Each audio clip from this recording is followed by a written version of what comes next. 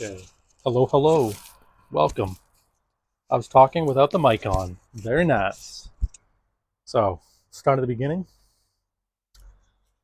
First, coffee. And second, let's check out these plants. Look to see if there's any heat scalding or sun scalding. Ooh, we got a plant here that looks a little sick. Right here. Now, I'm not sure. Okay, this isn't a disease. Hold on. Focus. You can see right here. You can see right here.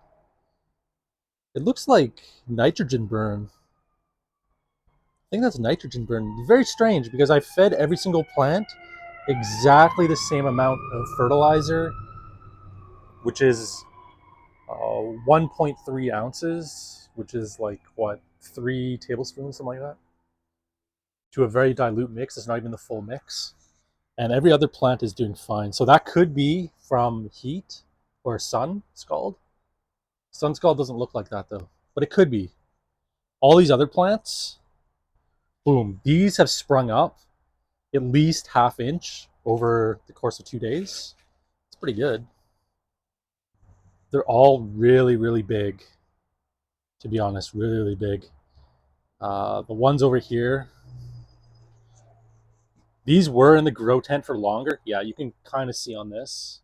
Oh, it could be. Okay, I think I know what it was over there on that other plant. So this plant has Adena in the middle here. You can kind of see it. You can kind of see it right there. It's just little bumps. It doesn't really bother the plant. It is a fungus, but it goes away in the sun. It's just because there's high humidity. Uh, Air moving is in the grow tent is not very good, and it's fake lights, and that's usually where this comes from. And it looks like this leaf is curled up. This leaf, same thing, and yeah, on the back here, it's just going a little brown there. That's okay. This plant will survive. No worries. It looks bad, but it's not even that bad actually. And that leaf just fell off, so let's pop that off. These were actually in the grow tent longer. These 5. Ooh, this plant has something. Hold on. Scotch bonnet cappuccino. This plant also has. You cut. Very, very difficult to zoom in on this. Maybe like this. I don't really want to touch this plant, but there you can see it right there. These black marks, and you can even see it on the leaf right here. These black marks. That's a bacterial infection of the plant, and it's not really curable. So this is like a little hospital section right here. We have these 3 plants, now 4 plants. We'll just add this guy. I've been spraying them with this Safer Select 3-in-1 just to see. It fights everything. Mildew, black spots. Now, black spot on, now that's an apple leaf on the, and there's powdery mildew and everything on there. That is a little different than the black spots on this. And I'm not sure if they're both bacteria. This is essentially just sulfur in this, and it kills fungus essentially. Other pests, spider mites, mealybugs, aphids. You can kind of read that. On this, now this is interesting here. So this is the plant we just found. Hold on, let me. So it has some very dark spots on the trunk, I guess you would call it. The trunk right here. Focus. Yeah. Okay. Black. Now this is a plant. This is the first one I found that had those. And maybe the sulfur is helping, I'm not sure, but it's no longer black, it's now brown. You can see here. I've just been spraying this every day for 3 days now. So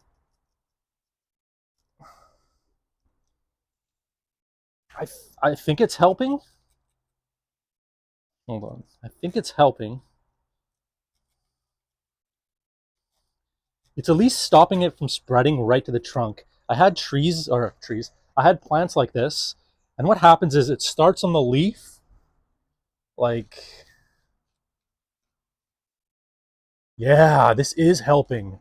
Okay, it starts on the leaf like this right here, black. You can kind of see it right there. It'll spread out on the leaf, and then it'll spread in on the stem here, and it'll go, and as soon as it gets to this stem, it kills the plant essentially. But on here, this was black, but now it's brown and it's shriveled and it kind of looks like nitrogen burn now. So maybe this sulfur spray is actually working. So that is very interesting. It shouldn't really work on this, but for some reason it is. Same on this, it's going brown, it's not black anymore. Same on this, it's actually looking like it's sun scalding. Okay, this is sun scald here, 100% this is sun scald on this leaf. It kind of looks like it's, ooh, you can kind of see here. It's faded, right? It's not green, it's not really nitrogen burn, but it's white, like bleached white. It's very hard to pick up on this camera. Very hard. Maybe I'll use the DLSR to get some B-roll. But yeah, this is, I think this plant is fighting. The new growth almost looks like plastic, and that is a really good thing. So that means it's really healthy at the top. So I think it was just a grow tent thing.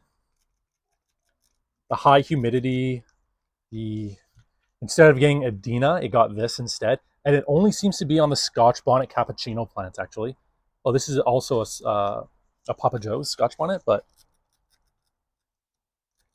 I'm just going to spray this down. This is non-toxic, I think.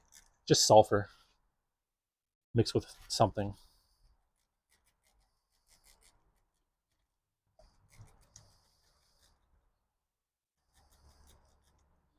Do the same. Some of this is dirt. I'm actually going to take this leaf off. I really need scissors, to be honest, but I don't want to pinch it. I don't want to touch it because you can infect other plants if you touch it with your fingers. Okay, we'll just spray this for now. I'll come back at the end of the day and deal with all these.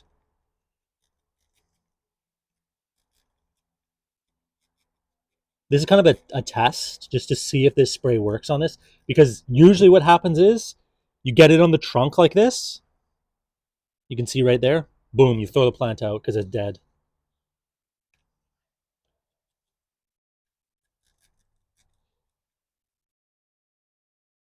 Yeah, that leaf has to come off.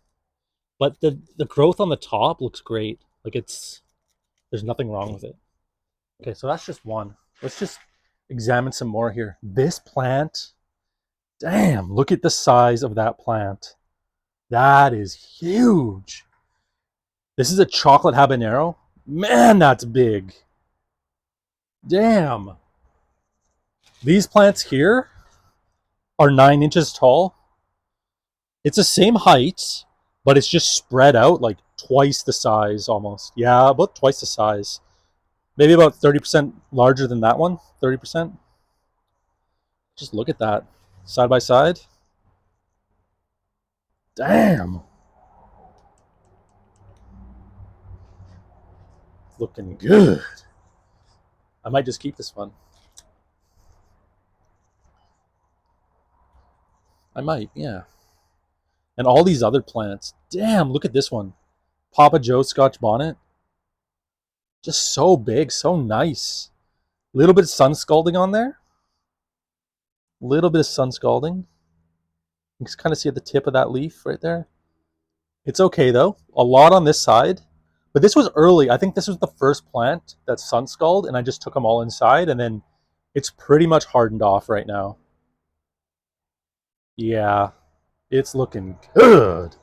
Now we can actually check the root mass on this one. This one is probably the largest. It's up there in size. I'm not just looking at height. I'm looking at overall growth. Like the chocolate habanero, it's kind of like at the top of the bell curve, right? This one's kind of just on the edge of average, between average and amazing. So let's just gonna double check these plants before we actually do some work. This is kind of, so what I'm gonna do here, this is how I double check my roots, my root mass of these plants. So we look under here, we have a couple roots here. Okay, they're white roots. That's a good sign. You want white roots. I'm just gonna lightly squeeze this. Okay, just break it up. Lightly squeeze it. We're just checking. We're not transplanting. This plant is large enough though to do this. Now I'm just gonna put the plant between my fingers like that, 2 fingers to hold it. Turn it upside down and just squeeze it.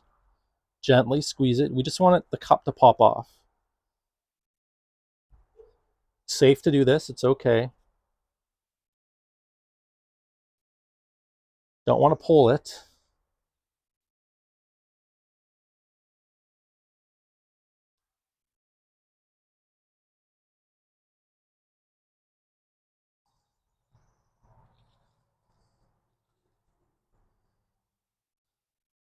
All right, look at that. So root mass wise, so the roots are just coming up and they're just coming up to the top here, moving around, but there's roots throughout this entire plant. You can see this plant is not root bound at all. So it's actually perfect. It's a perfect plant. Just put it back down, just tap it down a little bit. Boom, done. And this, I mean, I don't really have to check any of these other ones here. Just have to check. Don't really need to do a spot check. All these other ones are pretty good. I mean, this one can last probably another week and a half, maybe week, before it has to be transplanted. I mean, pretty much all of these have to be transplanted soon. If it gets root bound, it will fruit. It may get stunted. It's very early in the year, so it probably won't get stunted. What will happen is, if it fruits in this cup, as soon as it's transplanted into like a 3-gallon pot, and it's given the amendments, the power bloom, the blood meal, the alfalfa meal, because that's what all of these will get transplanted into. As soon as it gets that, and it'll be put outside, it will drop all its flowers. It will be too cold for it to flower. Drops all its flowers, uptakes that nitrogen, and then that plant, because of the root mass is so big in there, the plant's just going to take off. It's going to root that pot out, and boom, it's going to be probably a 3-foot plant, which is really, really good for around here. 3 feet, a 3-foot Scotch bonnet, man, that's going to have probably 25 to 30 pods on it. Oh man, making myself hungry over here. Mouth's watering just looking at these plants. Purple Death, very nice plant. It's kind of strange. In the under the lights, it goes pure purple, but here it kind of changes. Goes green. It's losing some of its purple. Yeah, you can see it better here. It's losing some of its purple. And the bottom leaf right there, you can see. And these were like dark purple. Dark purple. You can see it in this plant over here. It's a younger plant. This is Jay's Pink Tiger. You can see how it's purple. Whoops. Purple. The new growth. Hold on. New growth is green. So it's a nice plant. It does have roots at the bottom already, actually. It also has, it's interesting, there might be some sort of fungus in the bottom of this. Oh wait, is that a root? Hold on here. It's not a root, it was a leaf. Interesting. You can't really see it. It looks like... I'm trying to get a good angle. Oh, there you go. You can see that white stuff in the bottom. If you really look in... There we go. There we go. Let me see if we get closer. See how close we can go.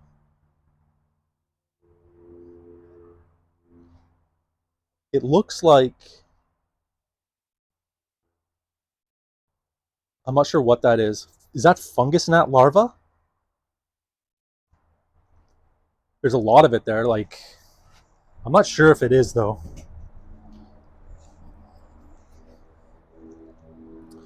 All right. So, oh yeah, we have to look at these plants. These plants are having a good time. All right, we've have a couple issues with the patty pan. We have two patty pan over here. This one dying. This one kind of having a hard day too. Hold on.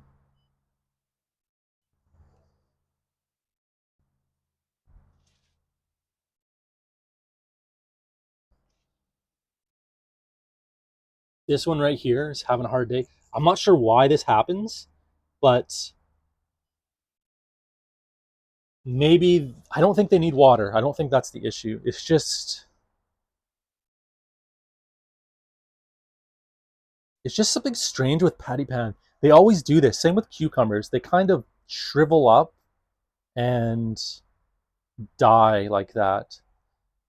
I don't understand why. It could be soil. I mean, but look, it's this exact same soil. All of these patty pan were sprouted or germinated in the same potting mix. So it can't be a nitrogen issue. I didn't add any nitrogen to them. I didn't even water them because the soil was so moist. And we can even check to see if there was too much nitrogen by looking at these pepper plants. Right? They should have, if there was too much nitrogen, hold on, if there was too much nitrogen, there would be burning on these tips. There is a slight burn on these tips, but it could also, it doesn't look like nitrogen burn. Yeah, I'm not sure. I'm not sure what's up with, look at this plant. This is the one that I thought, I was like, there's no way that this is going to grow because it had the seed stuck to it, right? And then I pulled it off and it has, the leaves have actually grown. It really just needs, like, you can kind of see it. Hold on. Go like this. Go like this. You can kind of see the leaf there. It's actually, it has grown since we planted this. All these plants have grown since we planted. Yeah.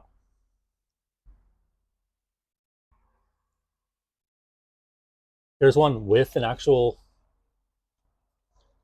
My gimbal is really screwing up today. I'm not sure why. I really don't know why. Oh, it could be the sun in the greenhouse. No. Interesting. So a lot... Ooh, even this patty pan is doing the same thing. Hold on. This is kind of messing up. I don't know why. He's beeping at me. 1 second. Let me just do this. Do this. Maybe has something to do with this cord here. All right, let's see here. We'll wrap it around here like this.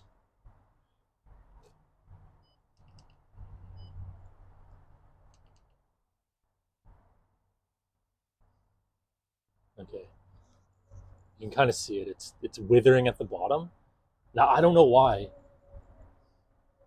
I mean, I've lost 1, 2. Kind of see it. 1, 2, right there. Right there. Maybe that one, I'm not sure. So 1, 2, actually that's 3, right? 1, 2, 3, that one's going to die. 4.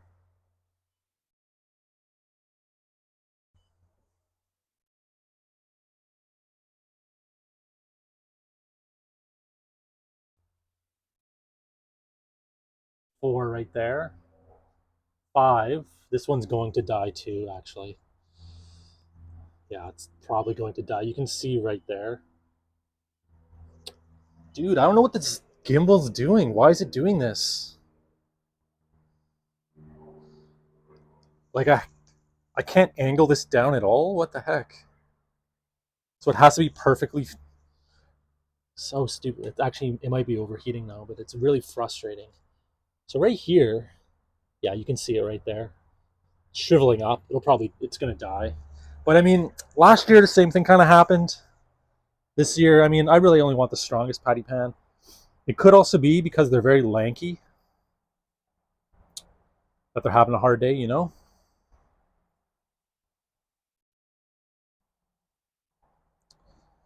Now that I have the seed tray, I was able to put the seed tray underneath lights. Probably won't have this problem again, which is good.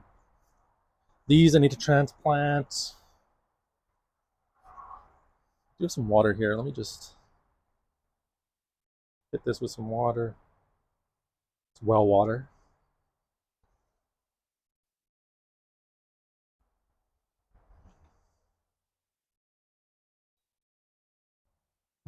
Okay.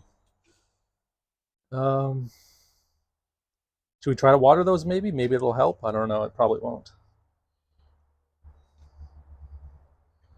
Guaranteed it won't help. I actually didn't water any of these. They don't really need it though.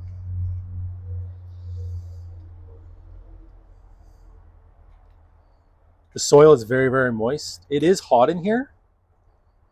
It's also very windy, so I'm not really concerned. Like they're not going to overheat. Okay, we'll water this one. See what happens here. Maybe it just needed water. I don't know. Should be fine. Just hit all of these with some water here.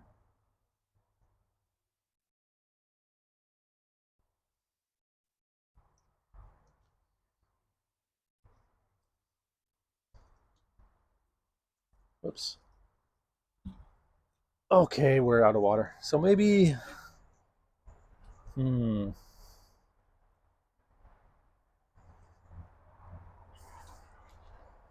I need to go get more water. Can't take this over there. So I'll put this back over here. We're going to be working on this door right here. There's the door. There's a spider right there.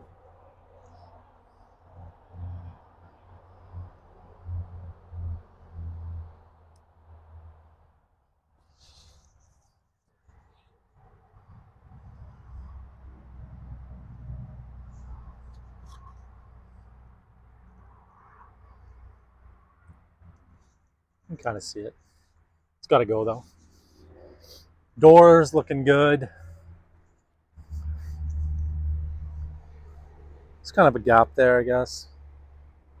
I can actually put a screw there. Did I not? Maybe I should have put more glue. I don't think it'll matter though. So I'm going to lift this door up. We're going to do everything over there, I guess. Today we just have to put the glass in, cut some other woods.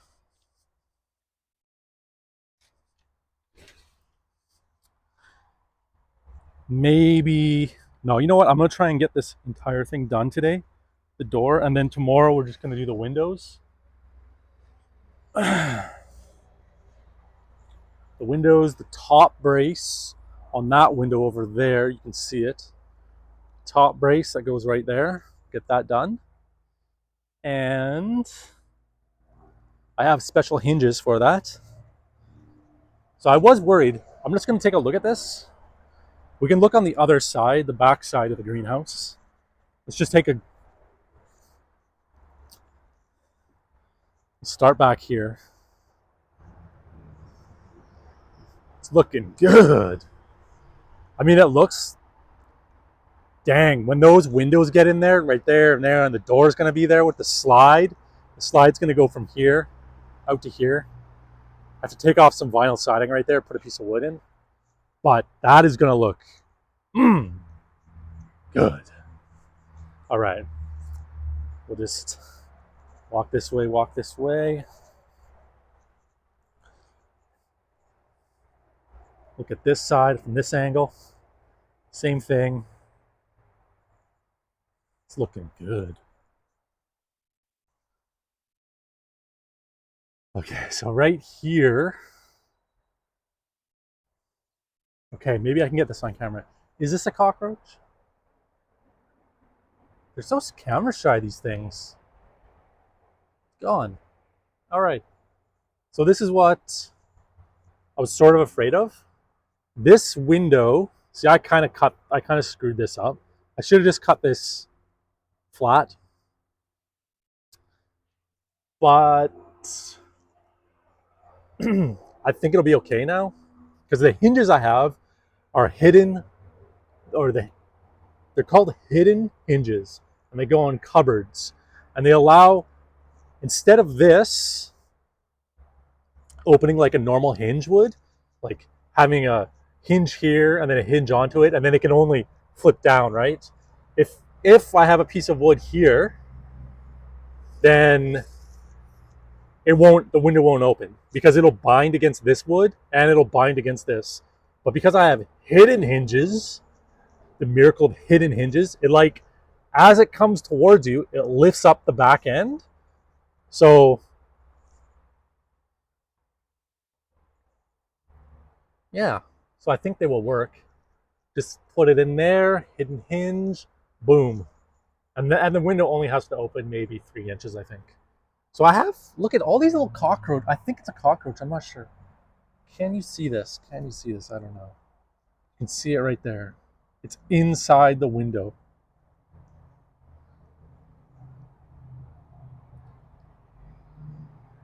There. Is that a cockroach? I don't know.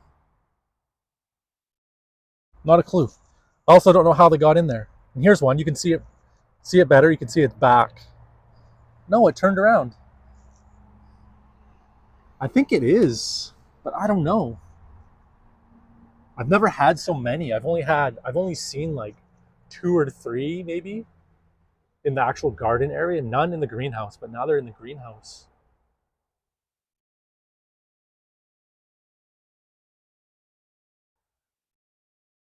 Dang. Maybe I'll have to get a trap or something. There's a reason they're here though, right? They don't, like a garden cockroach eats dead bugs, maybe decomposing wood, leaves, maybe stuff like that. So if there's a lot of them around, it probably means there's a lot of decomposing stuff that I could probably clean up and put into the actual compost. But I mean, there's mulch over there now, which you can kind of see. Mulch in this garden bed, so maybe it's from the mulch. I'm not too sure. It could be from the mulch. Man, I got to get over there and clean that out too. Jeez. Everywhere I look, it's just, it looks worn out right now, but man, in like a month, everything will just be green with fruit. There's gonna be cucumbers over there, tomatoes, potatoes, carrots, tomatillo, 2 types, green, purple. All right, coffee. Boom.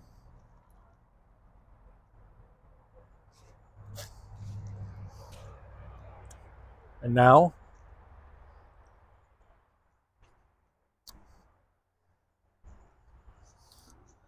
I'm going to take off this. 1 second. I'm going to put this camera on this tripod here. Oh man. Put this camera on this tripod.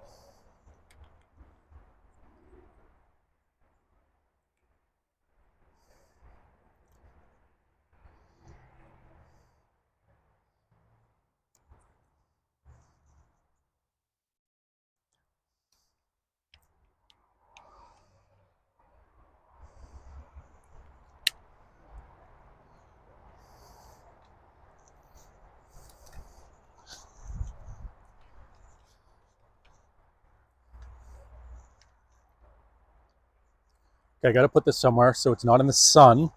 It's a beauty day today. Beauty. It was cloudy. Actually, okay, this is the weather of today. In the morning, it rained early in the morning. Then, from about 7 a.m., well, let's say 6 a.m. to 10, 11, it was cloudy. Then from 11 to 1:30, it rained. And now it's slightly cloudy. Amazing. Great weather system we have here. Okay, I'm going to take this umbrella out, go get some wood, go get the panels. Yeah.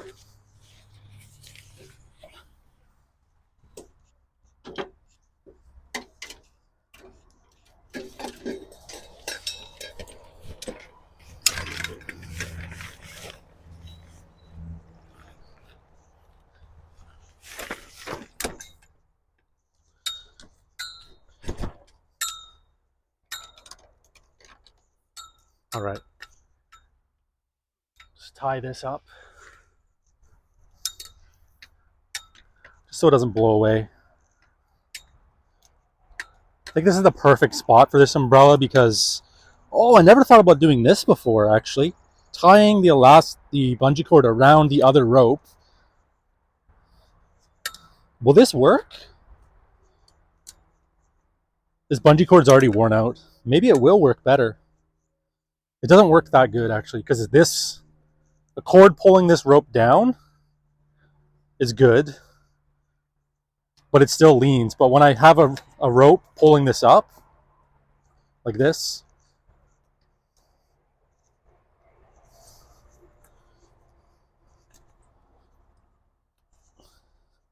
it still leans. You know what? Never mind.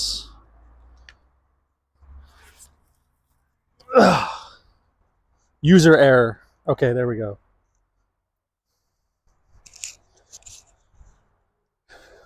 Holy cow, check this out. Oh no. There's a rabbit over here digging, having a dirt bath. It's having a dirt bath right here. Look at this. You can see it right there, right? I can't get any closer, it'll run away. Oh, it's having a dirt bath. Oh my god. The soil must be cool. He digs into it, it's cool inside. What a creature. Should we try and get closer? Oh, I think yes.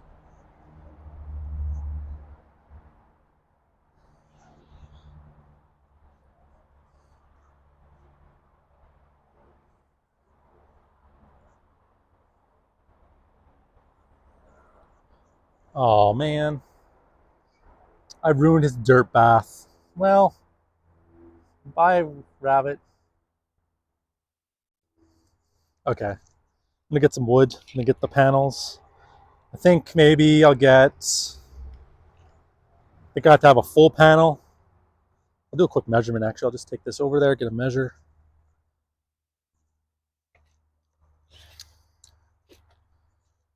Hold on, I need to plug this stuff in. Plug the phone in, plug the gimbal in too. Oh yeah, I put the cable inside the greenhouse. Oh, the rabbit's chomping on a big dandelion.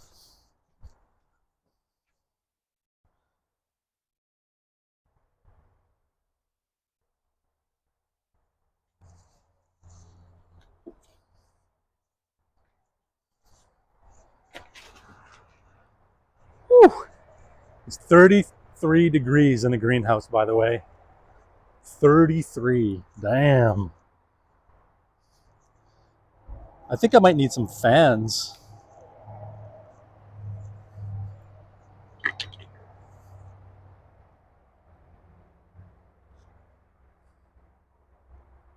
Yeah, I knew someone was digging in that dirt pile because it was stacked up like a mound, and now it's completely flattened.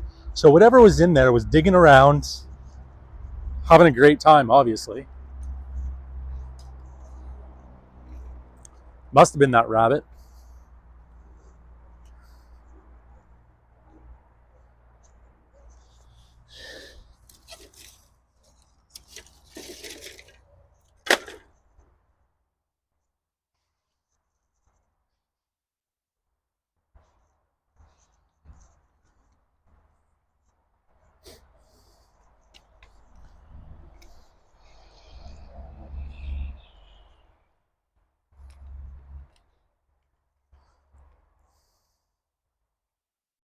I just want to do a quick measurement here of this.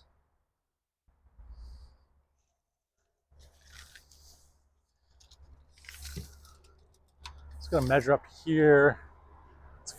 Okay, 50 inches tall, which is just over 4 feet. I wonder if I should have made this 4 feet.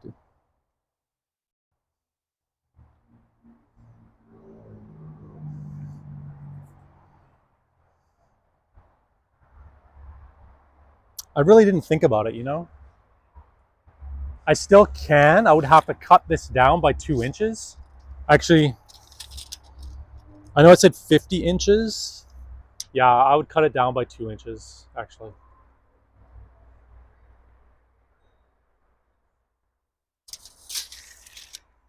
Cut it 2 inches, put that other piece on. It would actually have to be cut 2.5 inches because of the 1/2 inch dado cut. Then put a piece in behind here. I think I just have scrap wood. Yeah, I have an old scrap piece there I can put in there. But let's just see something first. I just want to make sure I don't have to bring out another panel to do this. I kind of want to have like I have full panels, which are 4x8, but I also have scrap panels, which are smaller pieces, or, you know, they're still 4 feet, but they're like 4 feet by 3 feet, 4 feet by 6 feet. And I kind of want to do all of these in one piece type thing. I don't want to put, because then I have to make a special strip. Holy, do I have this the wrong way? I think I put the gimbal on the wrong way here. Hold on here. Is this?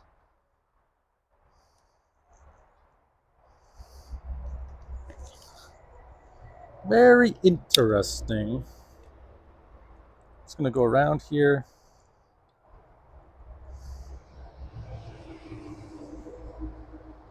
No, what am I doing? It's on the right way. Okay, let me just get this within this window here. I want to measure this window, make sure that it's going to be okay.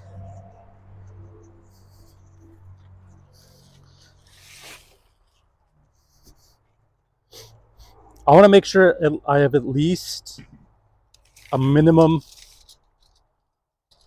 height or distance. Okay, we have 30. Okay, I'm measuring 1.5 inches below, and up above here, let's go to 35, which is 3. Okay, we'll say 3 feet total here on this window. Okay, it's 3.5 feet that way, 3 feet this way. Double check. We'll just round up to 3 feet. So that means if we have a 50-inch piece here, that means we have 3 feet 10 inches left. Okay, we can use an entire panel for the window and the door. That's good. And then I have other pieces that will fit for the other windows. Okay. All right. I got to double check a lot, because when I don't double check, I always screw up. It just happens, you know what I mean?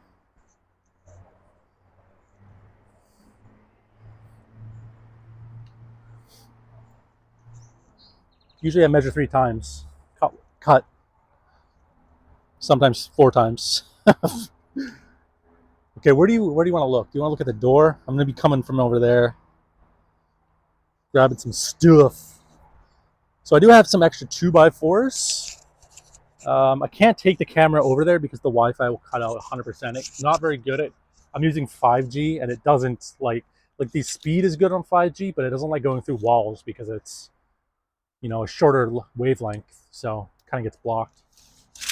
So, and it would be going through walls, trees, one wall in the garage, and then another wall, a studio wall, which is extra thick. So I'll be right back, okay?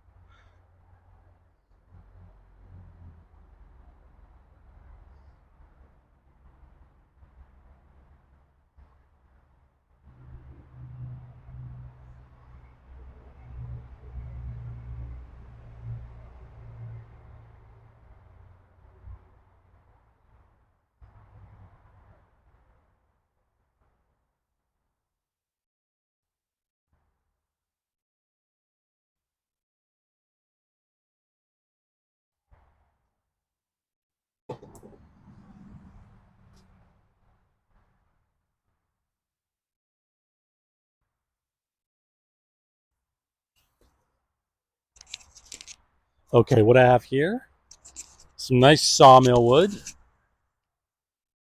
Sawmill? Sawn? Wood? A wood plank? What would you call it?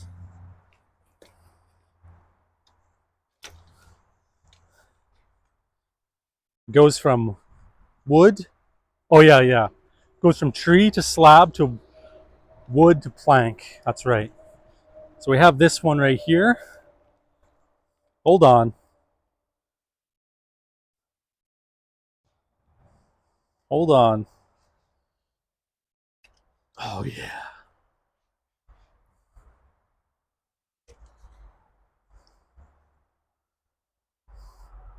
Oh, yeah. Look at that.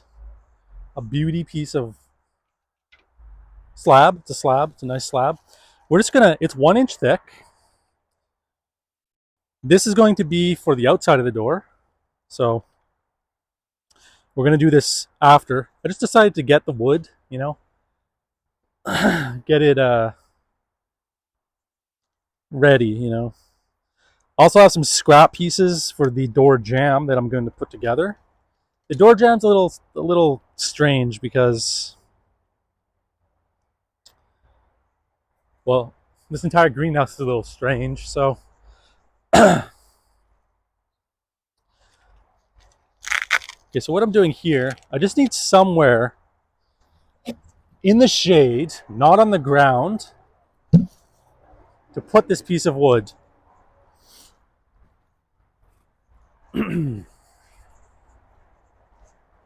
So here it is. I need a drink after this, actually.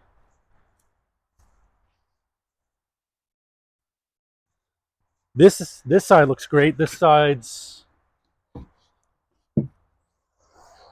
it'll need some glue. Oh man, I found my pencil. That's where it went.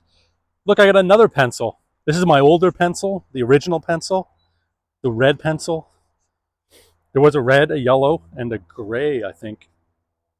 And the gray one's, well, it's in the house, sleeping, taking a nap.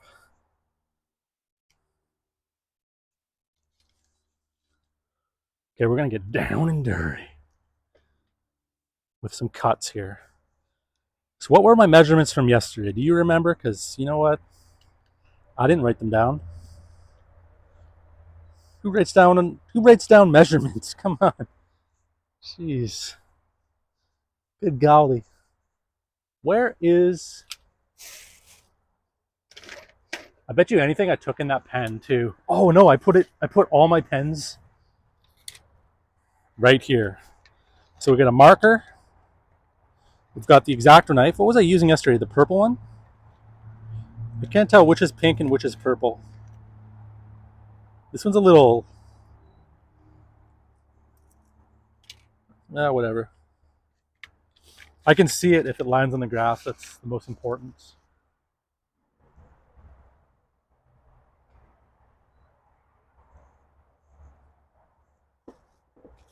I actually can't see, like, if this pen was blue and it fell on the dirt, I wouldn't be able to see it. If it falls on the grass, probably still wouldn't be able to see it. But purple, I can see it no matter what. Green, when I can't use purple, I use green. So purple and green.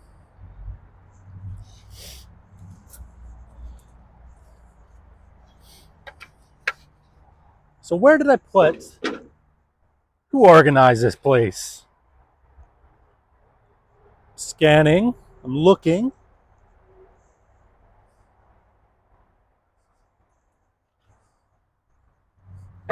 These are scraps. Scrap wood, scrap wood. Scrap wood. That is very, oh yeah. Why didn't you say something? It's right here. Jeez. Good golly. Okay, we don't need the fence for this. But what we do need is the saw blade, the real blade, not the dado blade. Take this guy, put him over here. Are we unplugged? We're always unplugged because I haven't plugged it in yet today.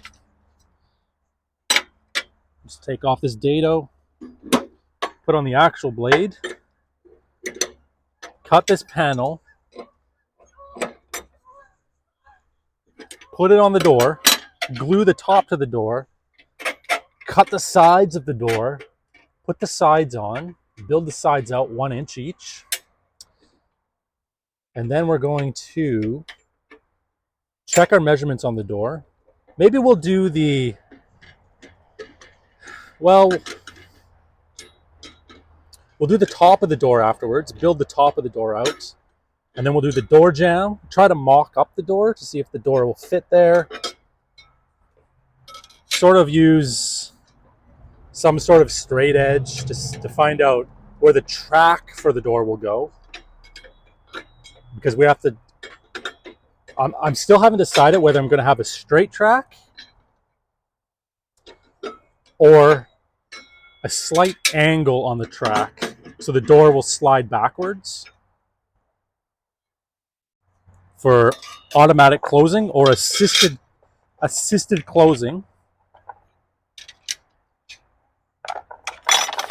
And it'll help with the Raspberry Pi, I think. Yeah, it'll help the Raspberry Pi close the door. Probably have a weight on one side of on the other side of the door, pulling the door open. Well, it won't be pulling the door. What it'll be is a weight equalizer. So I'll have a weight equalizer on the door. So the door will be easier to open for the Raspberry Pi.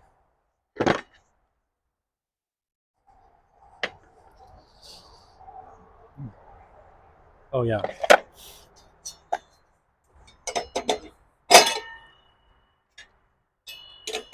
I'm still not sure how I'm going to hook the Raspberry Pi up, what I'm going to use as a motor or anything like that. But it's good just to plan ahead, just in case I want to do it, and just have the options to do it. So,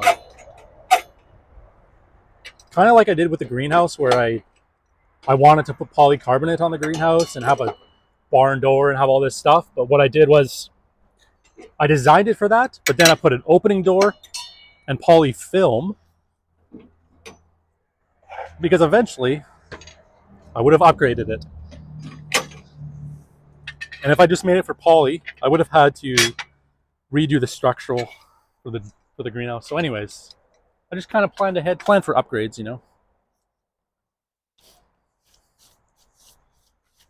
Okay. We have to mark the cuts. So what am I going to do first is cross cut this panel, and then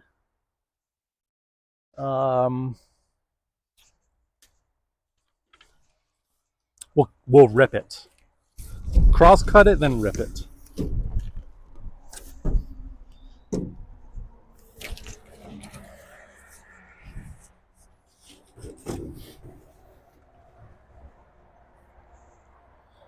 So the cross cut was 50 inches. Tape measures over there.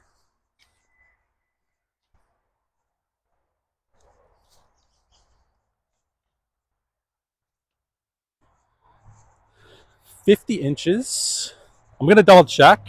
I only measured in one spot, so what I'm gonna do is measure on 2 spots here, just quickly. It's you probably can't see it on camera. 50 inches looks good on this one side, and 50 inches is also good on the other side. So I'm just going to do 50 inches on here. And then this side will be for the door, and this side will be for the big window. The big window I haven't really designed yet. I've been thinking about it, like what to do for it. Right now, it was just an opening window, opened outside. The only issue with this, can't really open it on a rainy day because water would come right inside the greenhouse. So what I was thinking is having like an accordion style window. Maybe I only need 2 cuts. 2 measurements, but I like 3 measurements. So the window, I was going to have an accordion style window where it would either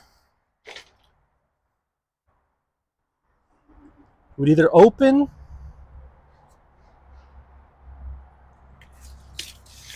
the middle would open. This is what I thought. The middle would open first, and then it would like fold up on either side inside the greenhouse. But if I do that, then I sacrifice space inside the greenhouse, like plants, growth space. And sometimes in the summer, I want to close that window, like at night, like the end of the summer. And at that time of summer, or at that time of the year, plants are quite large. So I wonder, is this line off maybe? I wonder if it's off. I'm going to mark. So if I did that, if an accordion style inside the greenhouse, it might take up a lot of unnecessary space. Okay, that's better. So what? Maybe I was thinking to have a track, the entire window on a big track, kind of like the door. And since there's not going to be any weight really on the window versus a door,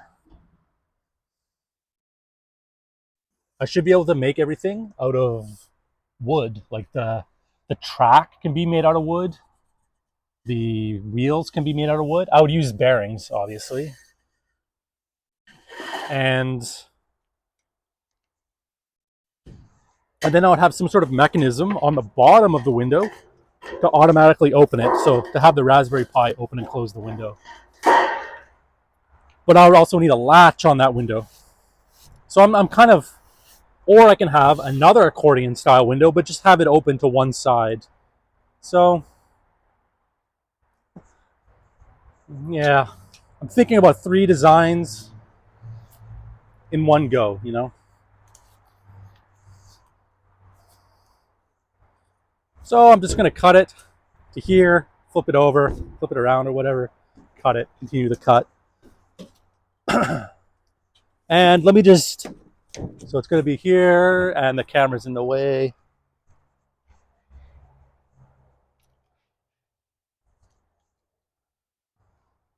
All right, we're good right here, I think. Let's get cracking. Gotta get on this.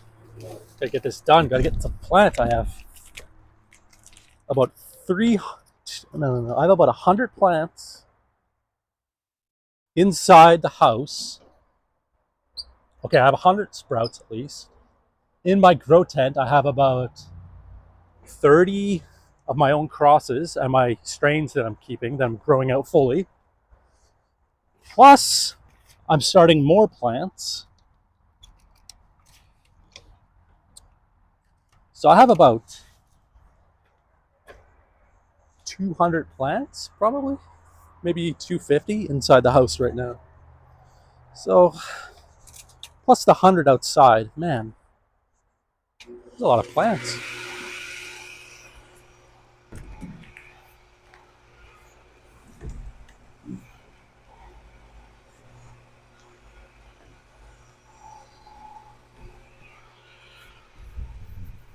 One second. I think this door is screwing this up. Hold on.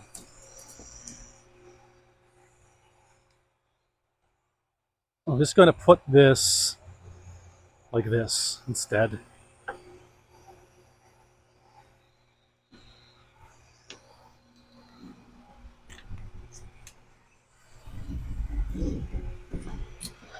The table saw move? No, we're okay. We're golden here. No, okay, there we go.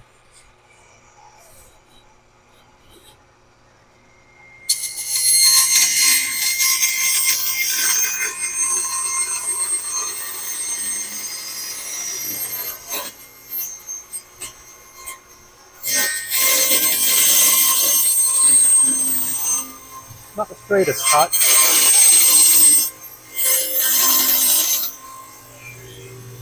Stop it there. Too dangerous.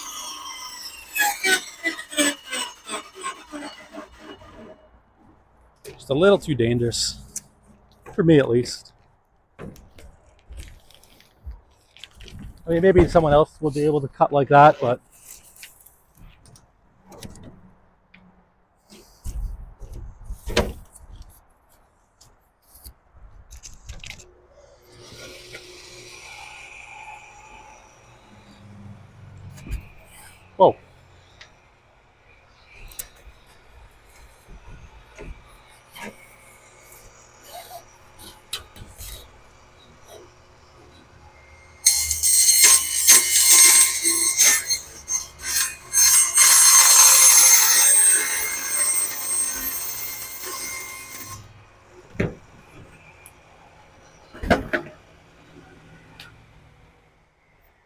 Very nice. So which side? I think that side. Or is it this side? This side looks smaller.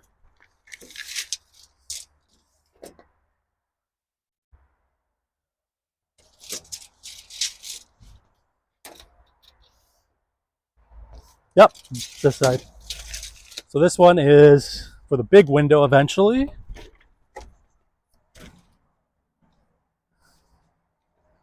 And now this one is for the actual window. So I'm just going to measure here.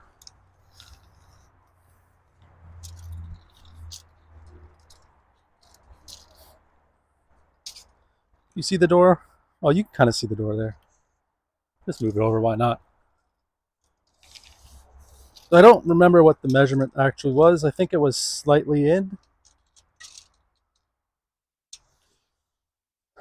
So right now it's 29 and a half. I think I have to go in here to, I'm just looking inside the dado cut here. 30 inches. Okay. So here it's probably the same. Oh, here it's 29 and a quarter. So that would make it 30 and a quarter. The dado cut's half inch, so half inch on both sides is 1 inch. Actually, here it's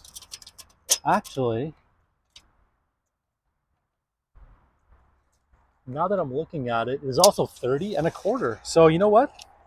I think my measurements were actually very, very good. So we can cut this with the fence.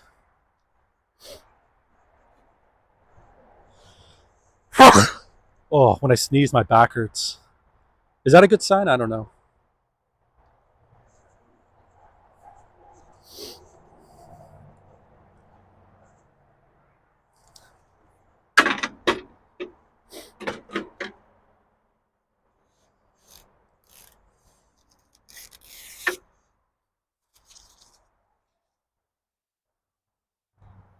Okay. 30 inches and a quarter. What was that? Birdie? I'm going to measure. I'm going to use the tape measure here. Measure to the inside tooth. Looks like I chipped a tooth here.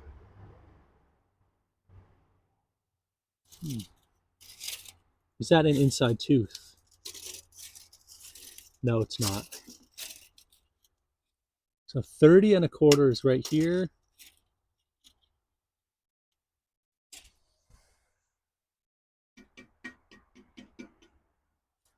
Just hold it, slap it. Gotta hold it and slap it, you know? You know what I'm saying? Ugh. I think that's good right there. We'll make a little cutsy. If it's a little bit too short, should be okay, no problem. Okay, so now we get to decide which way we're gonna cut this. So this edge here is a machine cut edge from the factory. So that's definitely the bottom because that has to, it's kind of open. So we'll cut it this way. Now this is not machine side. This is, okay, so we have machine. This is what I cut, and it's kind of looks like a wave. It's okay though, you know? We're gonna clean that up right now. I'm gonna grab this. How did I cut this before?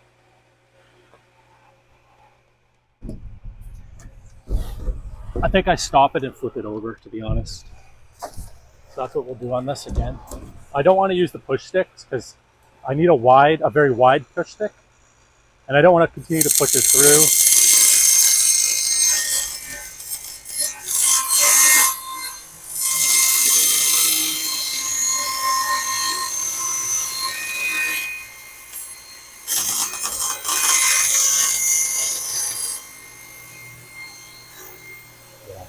Yeah, for me, it's just too dangerous. I don't want to be in this area at all. I guess I could. Yeah, I don't want to be in that area.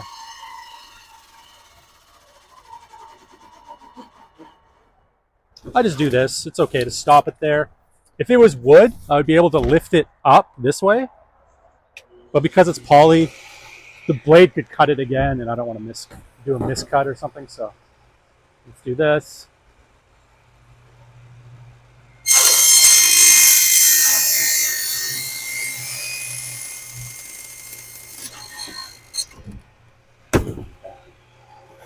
It's okay to lift it up there. Turn this off.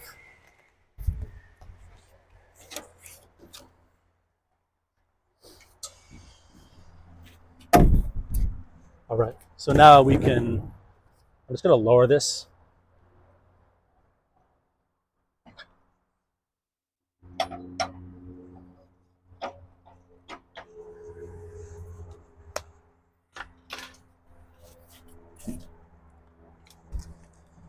That is lowered. I lost that other piece of wood again. I don't know where it is. Pop this over onto the table saw. Just a little bit easier.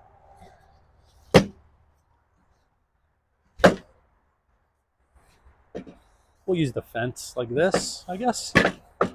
Should be good like that.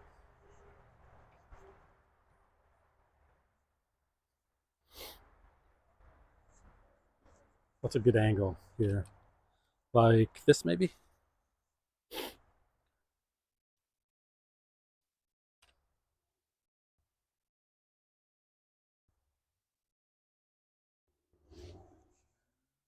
Okay, we'll do a test fit. So here's the bottom. Should I do a test fit? Or should I just fit it up? Just put it in there.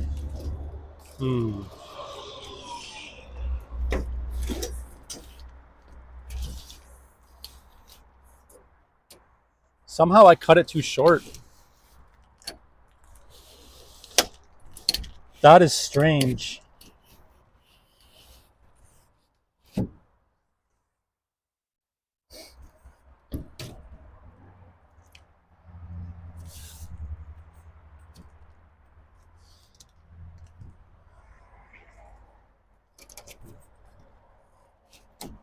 It's like slightly too short. It's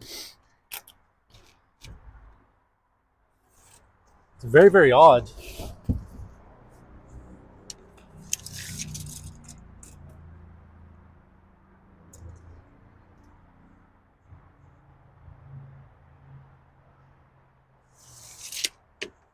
That is very strange. I measured 30. I measured 30 and a quarter. Oh, you know what I did? I measured on the wrong side of the tape measure. Dang. Well then, how are we going to fix this? That is the next question. So now it is essentially half an inch too short, kind of.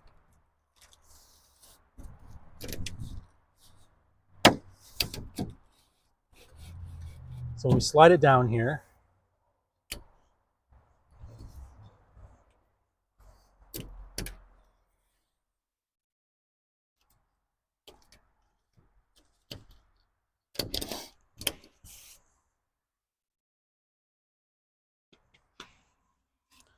the question is, what can we use this for?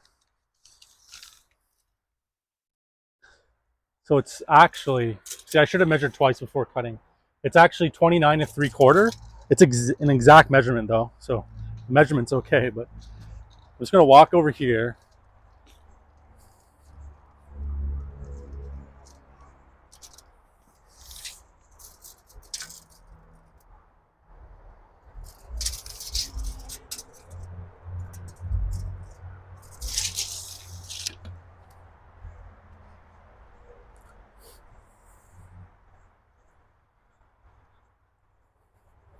Okay, so I can't use it for any of the windows over there. Maybe what I can do is unscrew this and just move it over a little bit. I don't think I can though.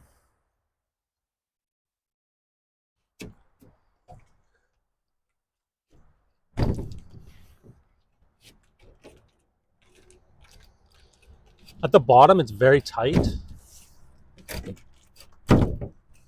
But up here,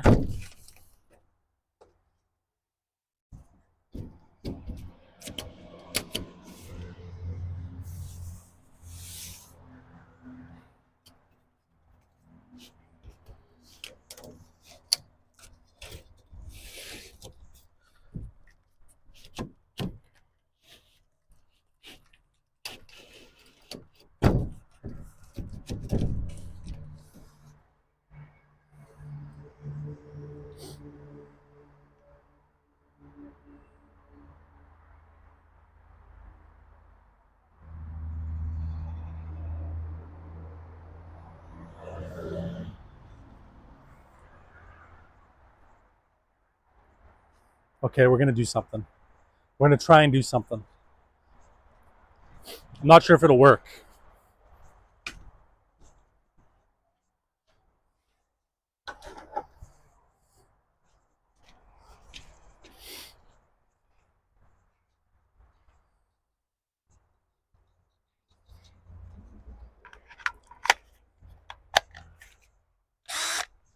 Screw gun.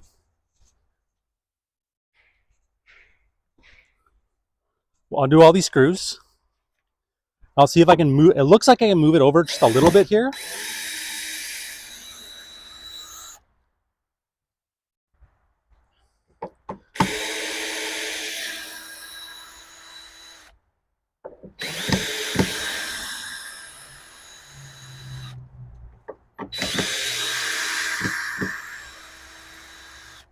We did put a lot of glue down though.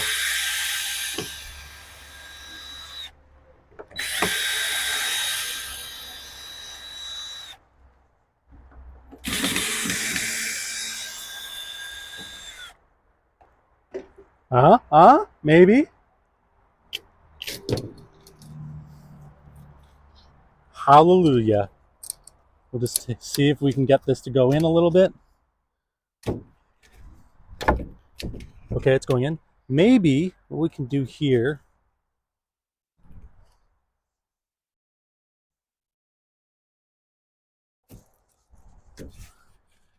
Keep this pushed down.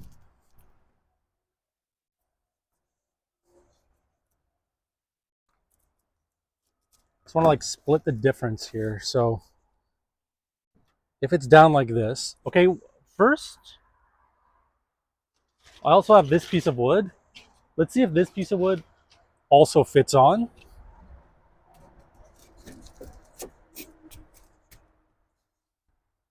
All right. So if I put it like that,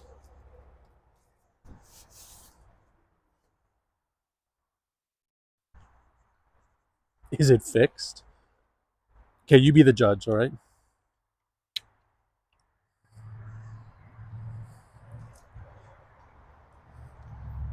So we have this piece of wood here. I can maybe cut this a little tiny piece here, just slice this off slightly maybe.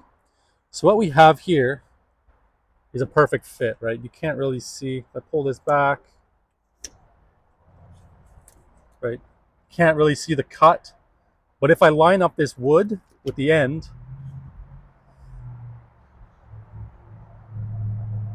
as you can see, right? Can you see it? I can see that it's not in the groove, right? It's not in the groove there. This is where you'll see. It's still not in the groove, right? You can actually see that, right? It's not in the groove. But if I push it over a little more, right? Back it out a little more to about here. To right there. Boom, it's in the groove, right? You can kind of see the cut, but it's in the groove, so it won't pop out. I think that's good. I think that's what I have to do, right?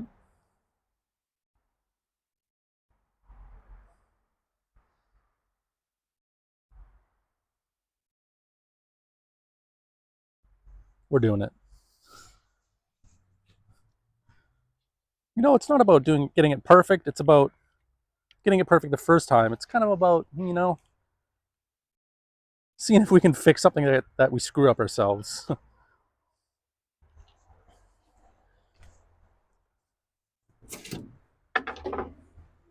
And then we'll just add extra wood over top of this. No one will even know unless they watch this, you know? Unless they watch this or the YouTube video, you know? So this is the front. I'm going to peel that off last. I'm going to peel this off.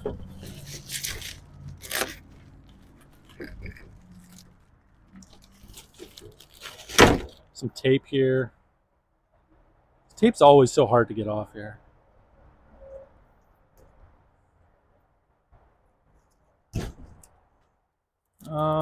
Dang.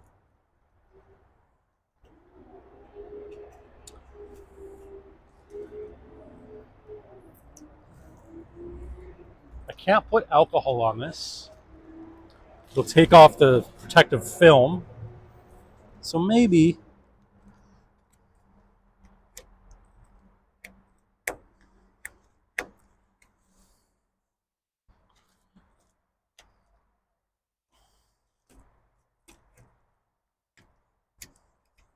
we just kind of wiped it. I think soap and water will take it off.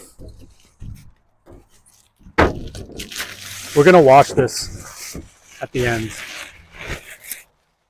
All right, so let's slide this in on this one side. Boom. Hold on here. Okay. Put it down. In the slot. Oh yeah. Okay, now this one.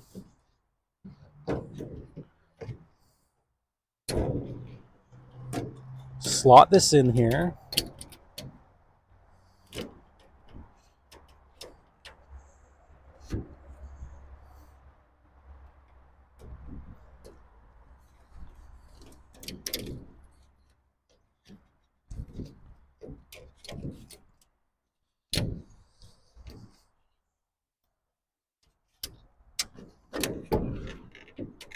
It's in the slot. Whoops.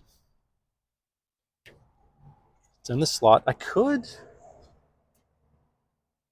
Okay, then we take it out about that far.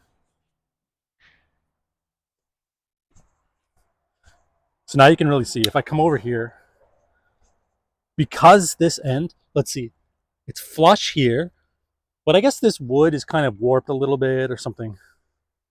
So if I move it over so it's flush, then this distance here will pull this piece of plastic out of this groove. So now I'm just going to screw this in right here. This is going to be fine. There's going to be some tongue and groove over top of this. So this is just to make sure this corner doesn't really come out. It's kind of an odd shape, even though the measurements were square. This is kind of larger at the top than it is down here. So this is really tight up until about here. The plastic is against the dado cut, but up here it's very loose. And so that's why we have to move this board in a little bit. So now we're just gonna screw this in. Boom. I'm not gonna do glue. The glue didn't really do anything, to be honest. I was able to pull it right out.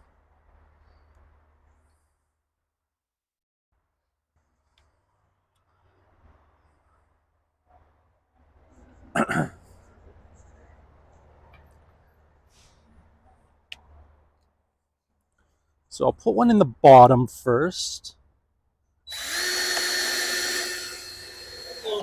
All right. I think I'll put one right at the top too. I might have to put it in a different hole though. I'll just have to see here.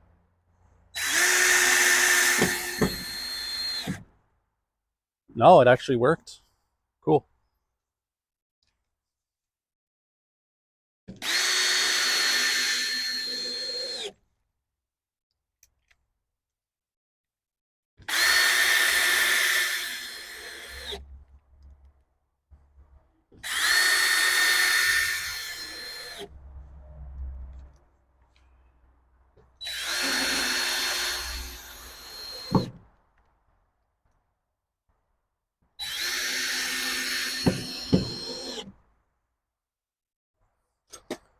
Okay.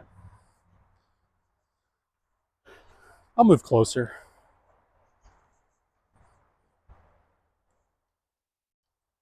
The farmer down the road must be putting on his smelly doo-doo dirt because it smells like doo-doo. I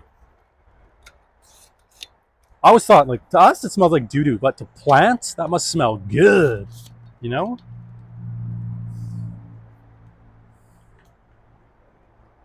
I know plants don't have noses, but technically,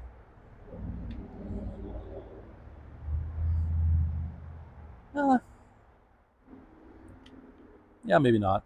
There's no technicalities with that. Okay. Next job.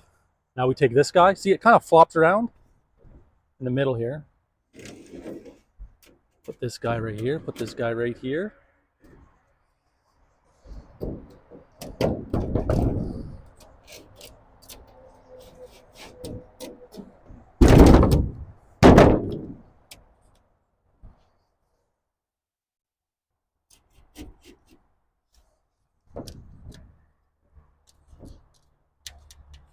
I think this corner's caught. I'm struggling here. Chisel action.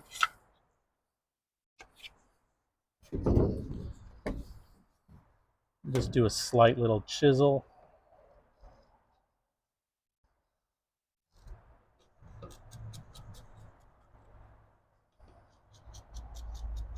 Just angle it a little bit. Okay.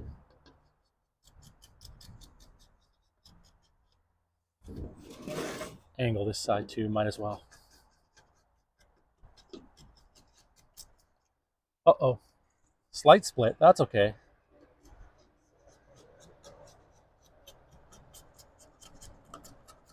You really see where the knot blew apart there? All right, switch this over, flip it over and put this guy right in. Right in, come on.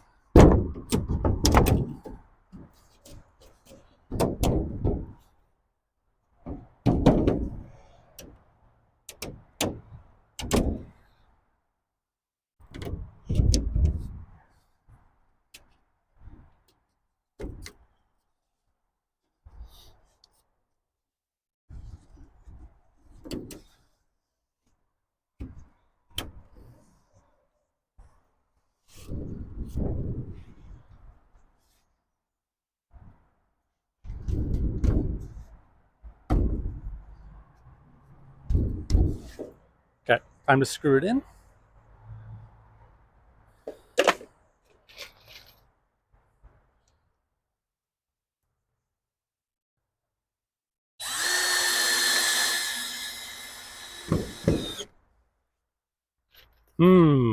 Now that I'm thinking, where is the... 1 second. Where will the guide rails go? It says to put it 5 inches inside. So 5 inches is right there. Kind of next to that screw. Would that be okay? I think it'll be okay. Let's...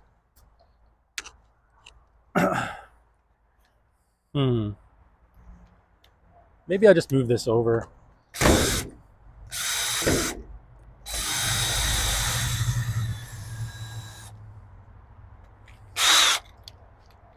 I wanted to put it there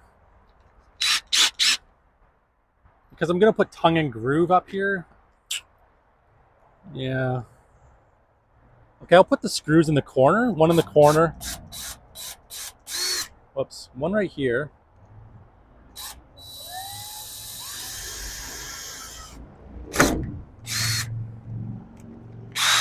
Hold on.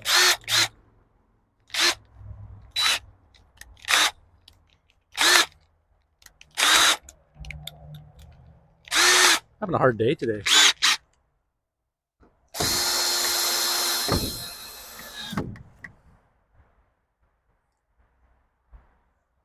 Oh, it moved over. Yeah, it moved over. What the heck?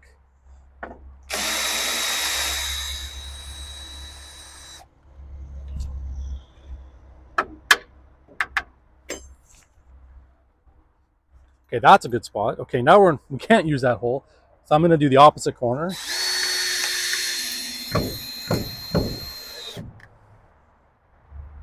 Okay. And then one right here.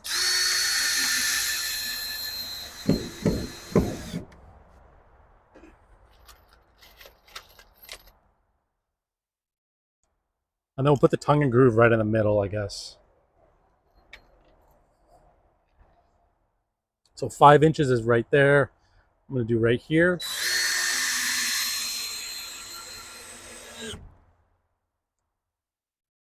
And I'm putting these Say about that far. Hold on.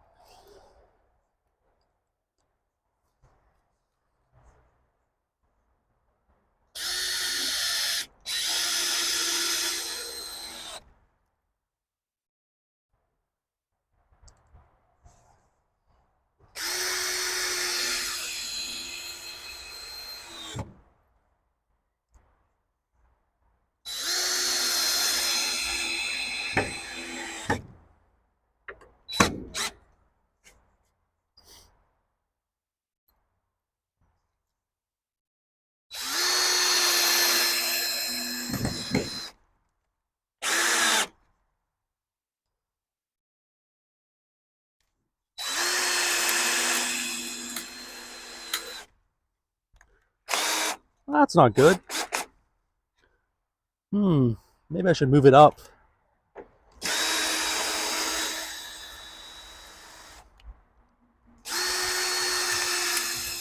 It's gonna split a little bit, and only split a little bit.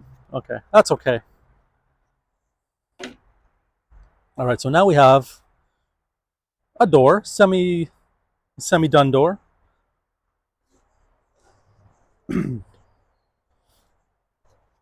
So we do have to build this out a little bit. On the sides here, 1 inch, which is the sawn slab from the sawmill I have, 1 inch thick. We're just gonna cut some strips off. Boom. We'll actually glue that and screw it right on the sides. I also have to build it up here, I think 3 inches, which is really 2 2x4s.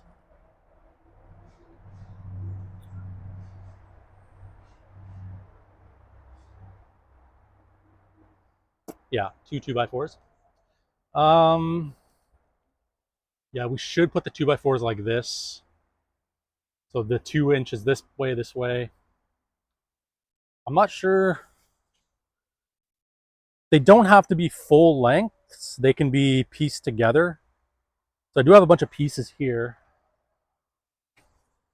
Right, I can just put one piece there. Maybe I can cut the very top. Oh, I can't actually. Well, let me see. There's screws here on the end. I'm not sure how I would cut this though. I can't really use the table saw to cut that. I would need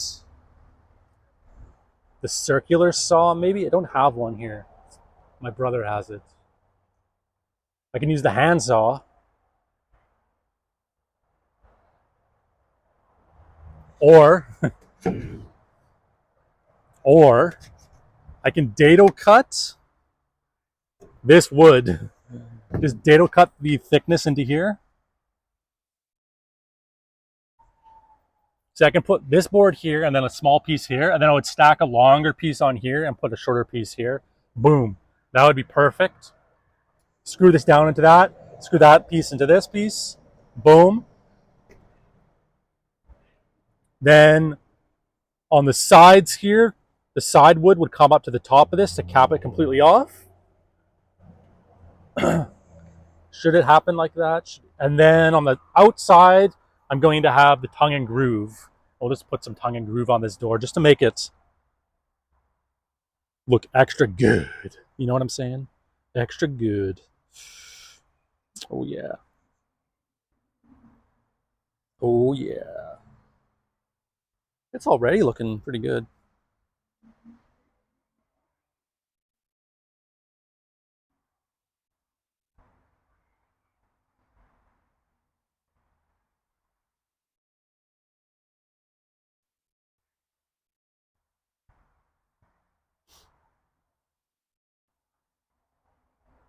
Just thinking.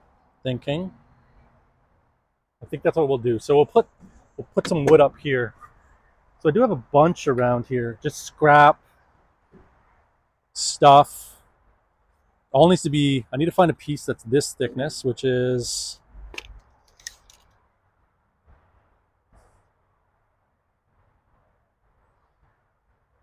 inch and 7/16.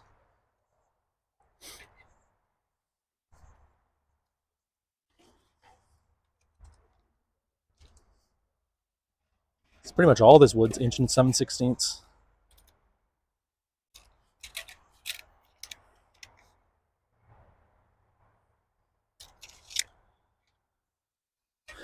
I mean, here's a piece. I can put this piece up here, like this. I know it looks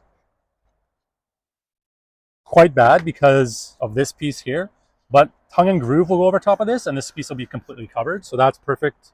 We can just reuse that piece, no problem. And then we'll reuse this piece. They're the same thicknesses. Now I just need two very small pieces, which are, that's the same thickness. I mean, the same width.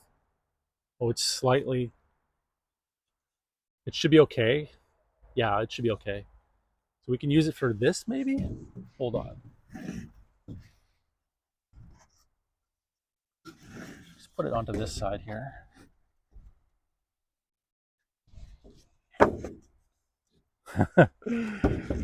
Oddly enough, it fits. Like, it's a perfect measurement. I don't know how this worked out, but it worked.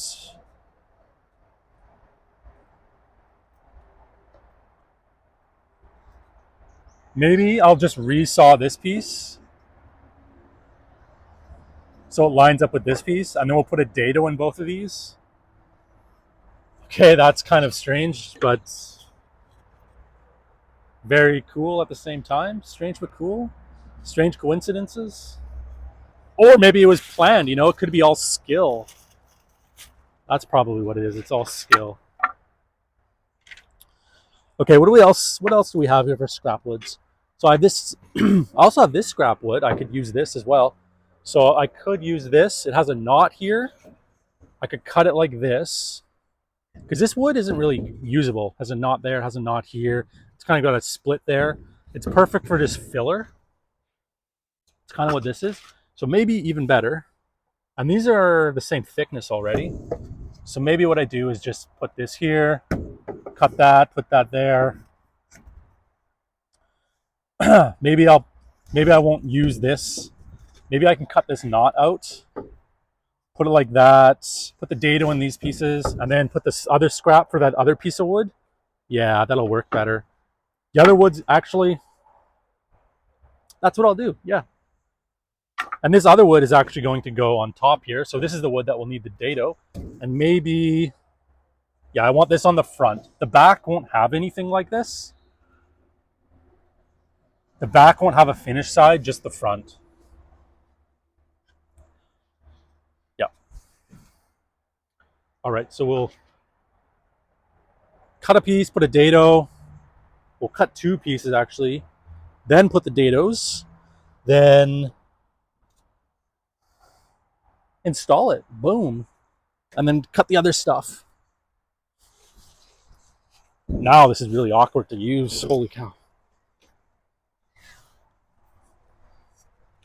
But you know what? Let's put it in front of the greenhouse.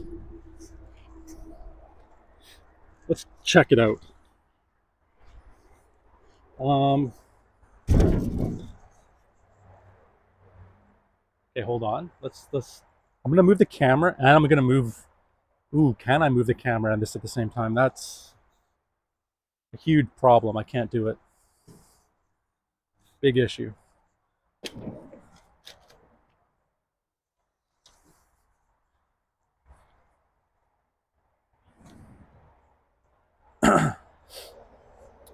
Actually, you know what? We're not going to look at that. We're not going to take the window or the door over there and then bring it back. And we're just going to get this done. Then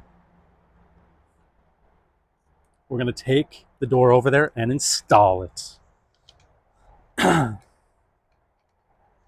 Need something to drink. Hold on. So we're going to cut some wood. Yep.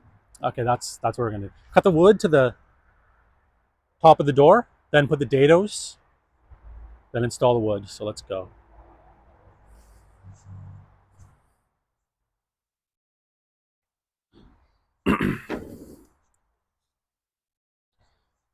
I'll do the measurements first.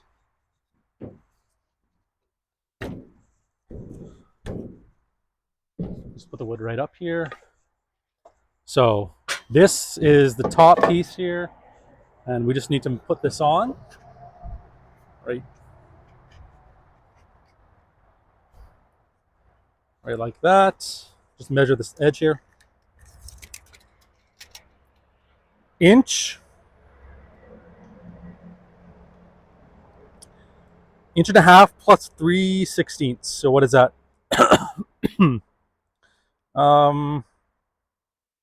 8, 9, 10, 11 sixteenths. Inch and 11 sixteenths. And then this is the piece we're cutting. And this is the other piece, which will be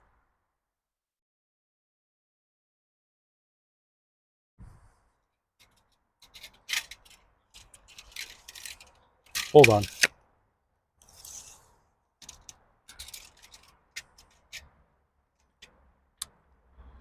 Six inches, 11 sixteenths. Interesting. Inch and 11 sixteenths, and 6 inches and 11 sixteenths.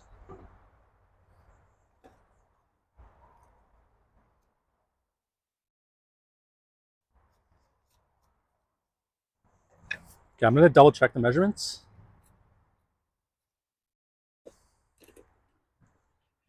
If I don't double check, I always screw up. I don't know why. Double check. 6 inches, 11 sixteenths. Yep.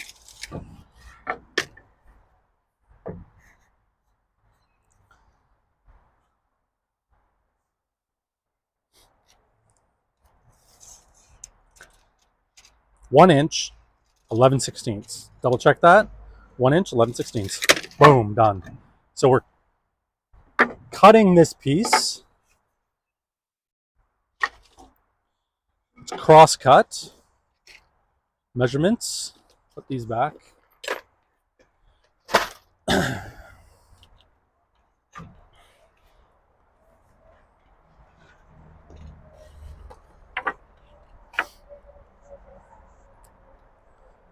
Move this door away.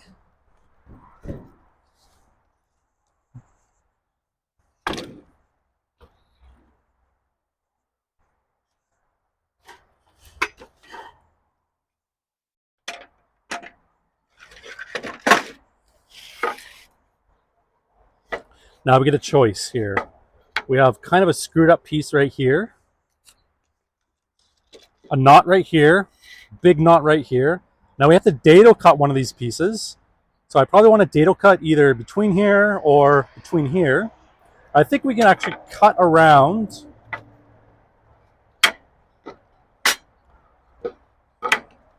these knots. So the knot extends about a third of the way here. This one's quite small, maybe a 12th. So we're cutting 6 inches. So I can just cut this out of here, cut the 6 and 11 sixteenths right there, then cut this piece out and cut the inch and a half. Yeah, I can do that. Or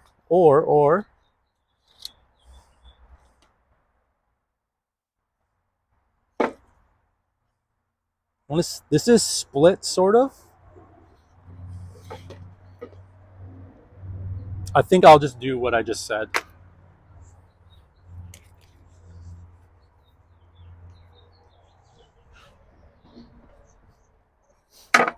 Take this up.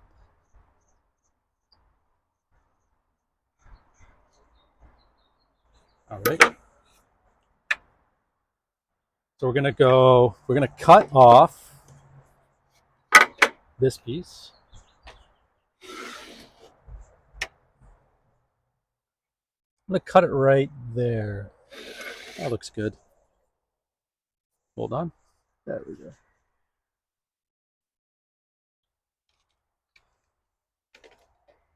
Big action here, big action.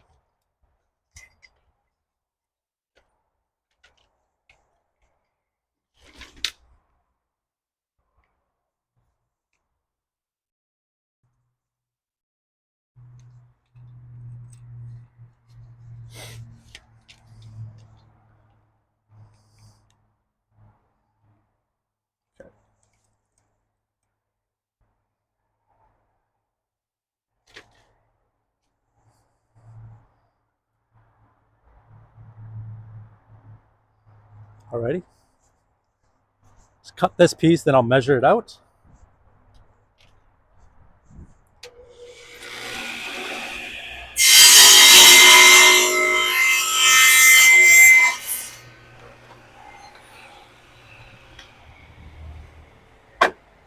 Okay.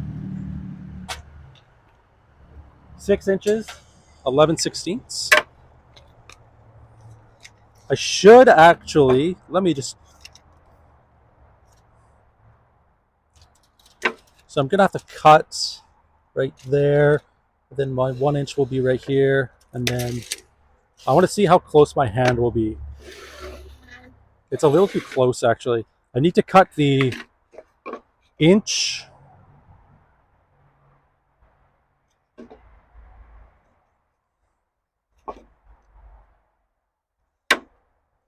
I need to cut the 1 inch piece first. So 1 inch, it should be okay. I'll just cut it. So we're gonna cut it there.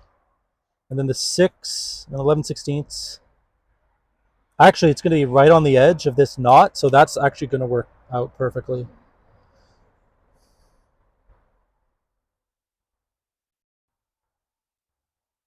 Okay. So I've measured.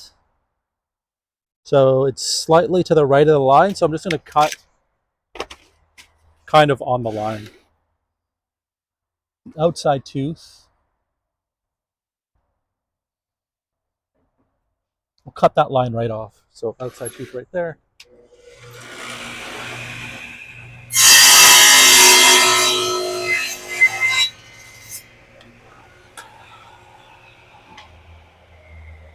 Now we'll measure 6 inches, 11/16. Ooh, so now we're like right in the knot actually. That was a miscalculation on mine. So we could, it might blow apart. So I should have that in the middle like this.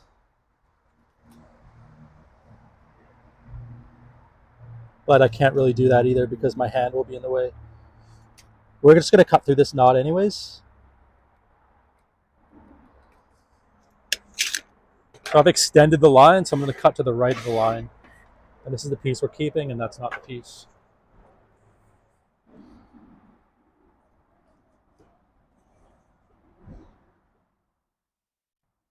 So I extended the line, so I'm cutting to the right of the line. So right like that.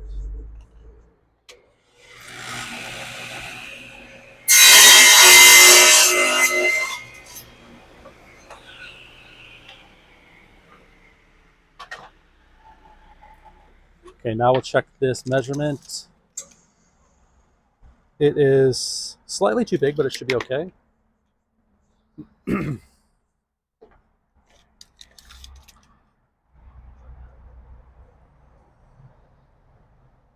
We can get this a little better, I think. Just a little. Can't really do much for this piece. It is very close. I think it's okay, actually. Let me see.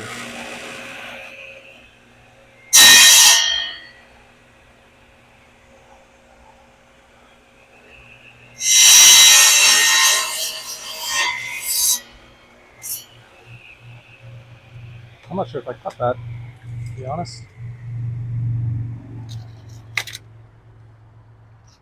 I'm just gonna leave it. It's too close for me to cut. It's too close. So now we have to put dados in. I'm just gonna leave it at that height.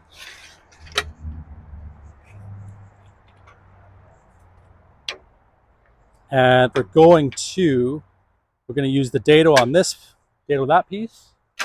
We're gonna dado this piece. We're also going to use the fence.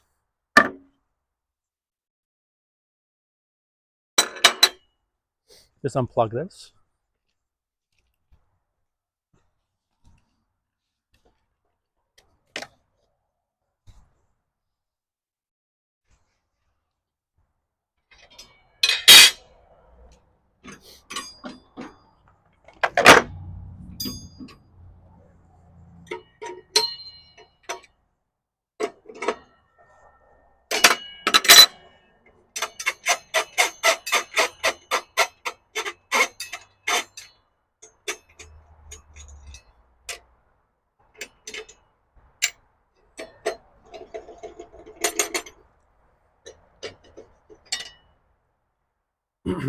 So how much should we dado? Well, we have to dado.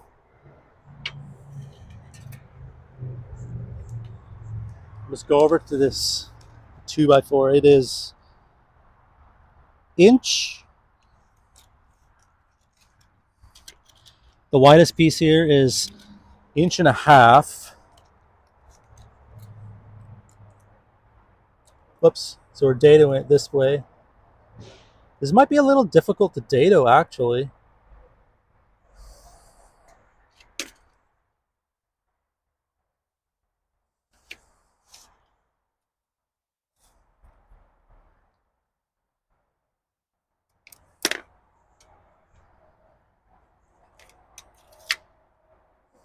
We'll cut this piece out. Yeah. Go 1.5 inches. Now I'm probably not going to cut that. I can't cut that in one cut. So I have to cut this. Maybe I'm going to use 3/8 again, or maybe I could use more than 3/8. Let me just see here. If I use 2 blades, 1 chipper, but I turn the chippers out, that will equal. There's nothing really for that. There's nothing that will eat. Yeah.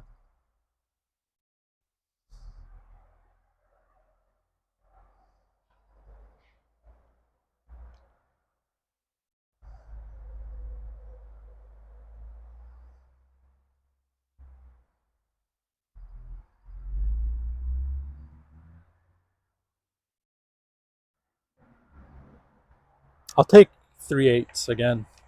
I've just been using 3/8. That's pretty much the widest I can go actually with this. So I'll just go 3/8 again. It's okay. Or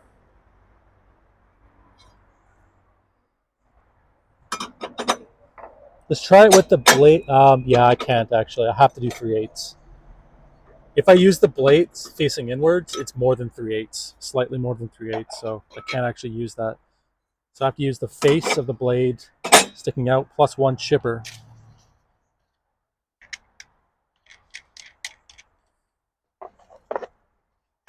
It's the maximum safest cut I can do.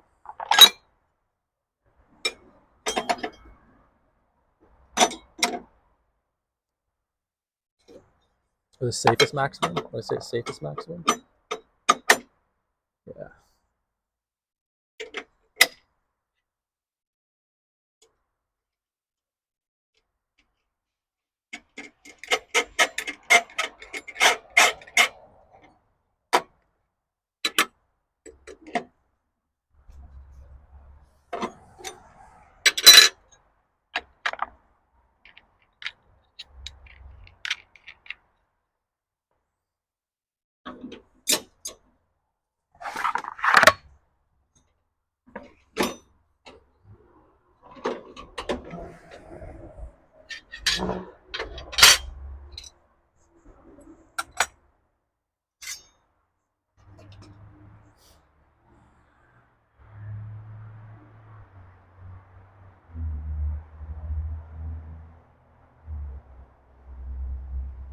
So we're cutting this, we're dado cutting this, dado cutting this.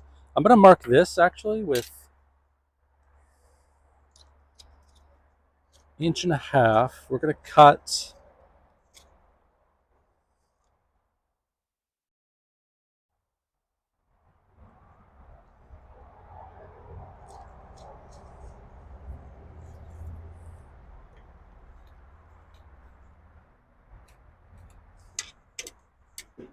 Yeah, I'm going to make a mark on the top.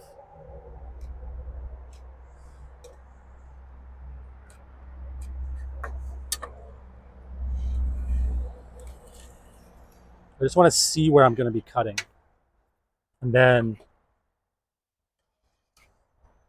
it's probably unnecessary, actually. Oops. We're going to set up the fence anyways. So set the fence up too. Put this over here, put this over here. I'm not going to use that. I'm going to use this, 1.5 inches. We'll do the cut 1.5 inches, and then we'll cut our way out.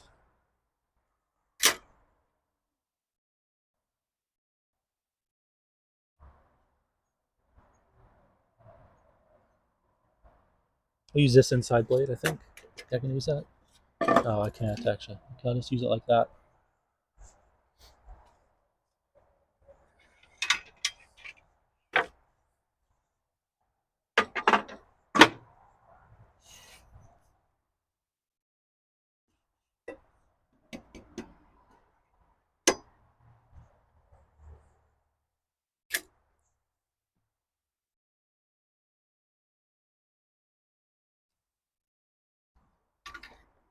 Can I move closer? That's the crazy thing here. Let's see. This might hit the tripod.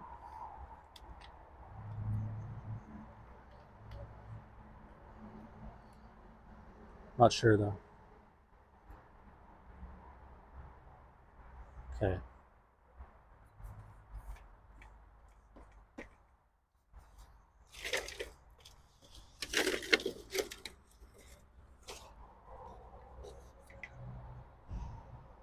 All right, let's try that.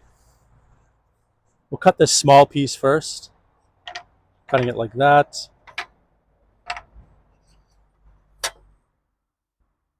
It's actually not even the right measurement. That is very strange. Let me just see here. 1.5 inches.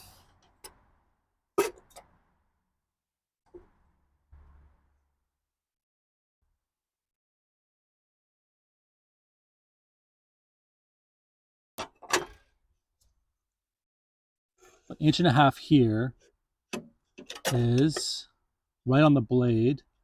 Very strange.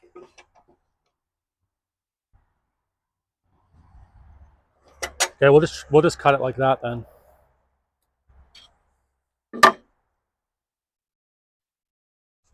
Gonna plug this in.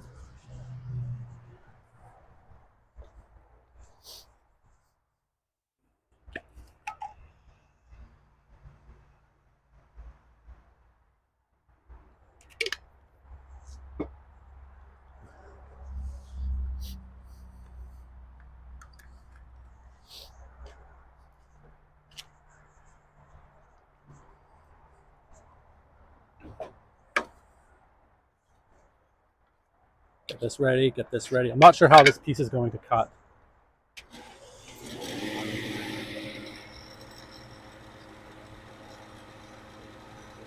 So it's very awkward.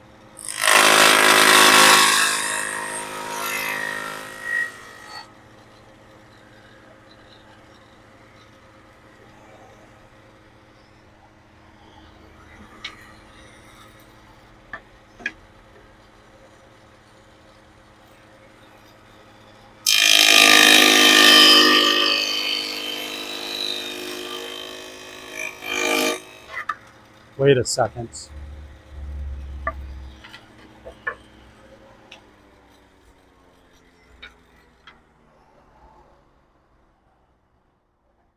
I completely forgot to set the height of the blade. So, I mean, we're just going to redo this. The height of the blade is only 1/8 of an inch, I think.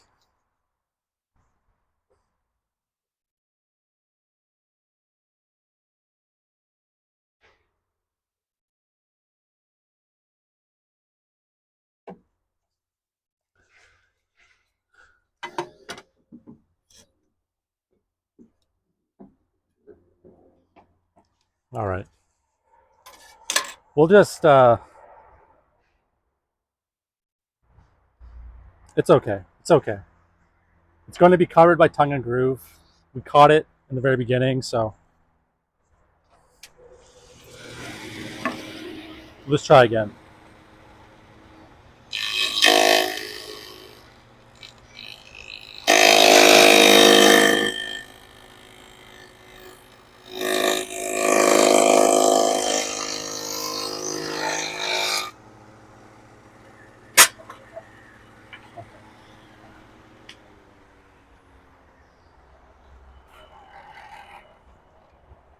Ah, mistakes happen.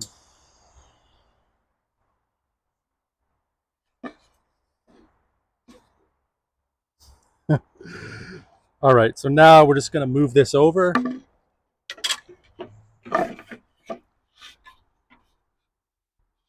the right, and we'll move a blade up.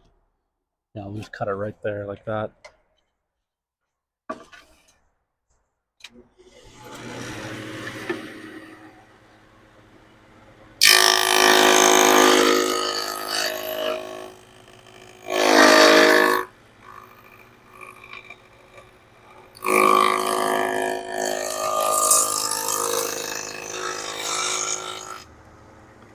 Okay.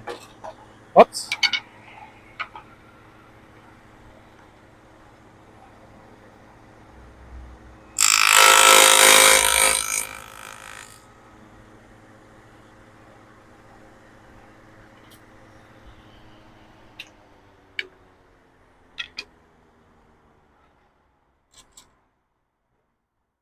It's all right. So wait till that stops.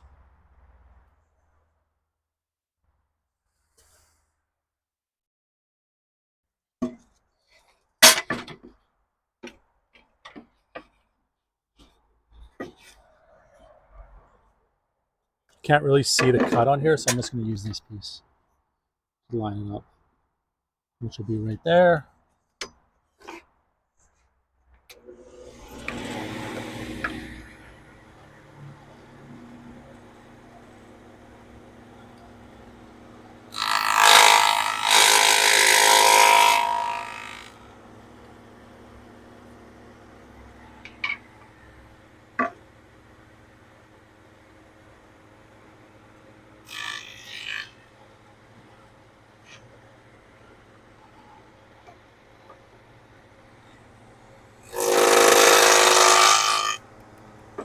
Okay.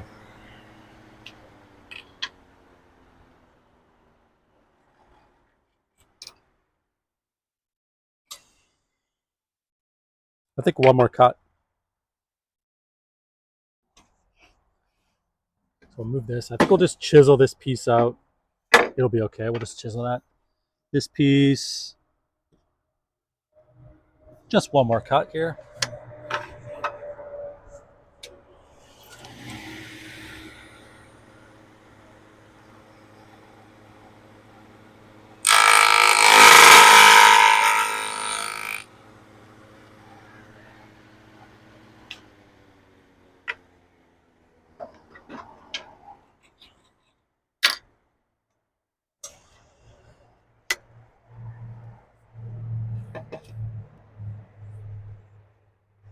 Okay.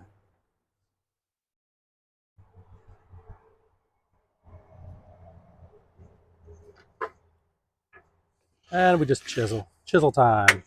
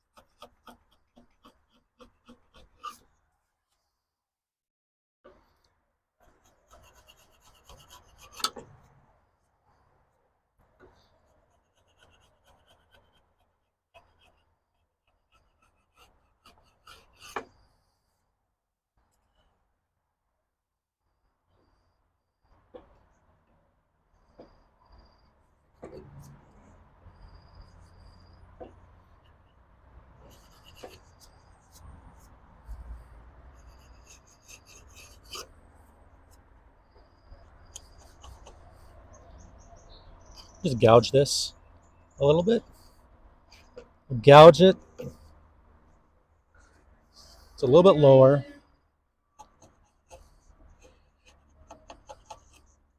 Level it with this piece. Just like that. And now back cut it.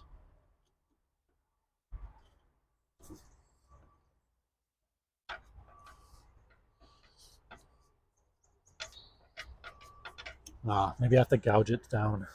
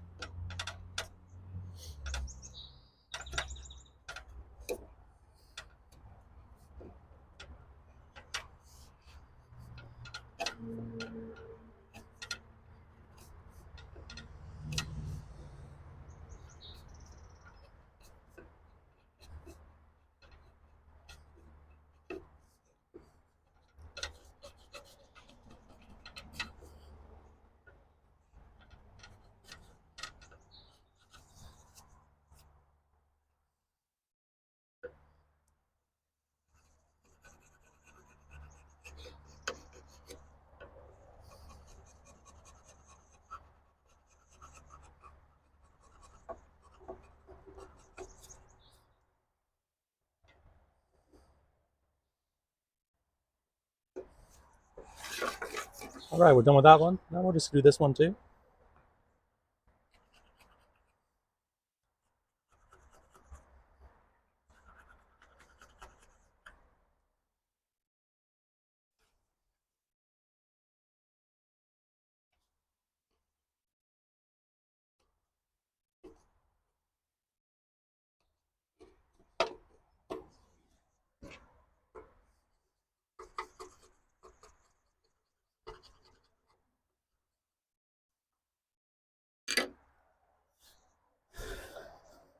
We could actually cut another piece. I mean, I think this is okay. It's just going. Yeah, it's okay. It's okay. So now we just have to put this together now. So we had put this chisel over here. This is the bottom. This is the bottom, and this is on top of that.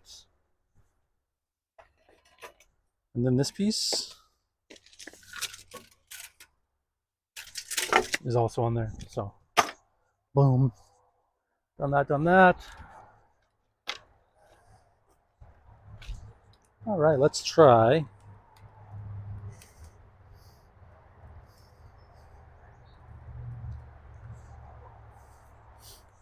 Now put the door up there.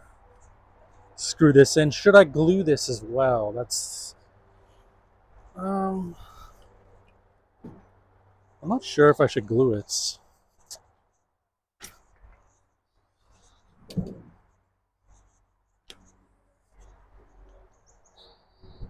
Oh, it looks like I chipped it right here. Okay, let's see if this fits.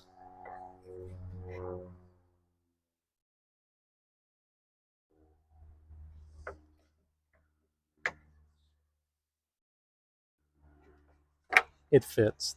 I'm going to take this down just a little bit. The edge is just a little bit high. On this side, not so much.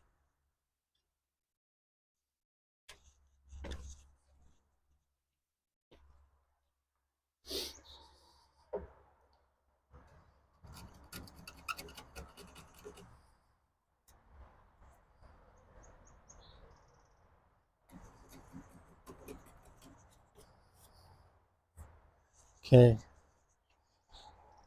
I will just screw it in. We don't need glue. Or do we need glue? Do we need glue? I'm going to say no glue.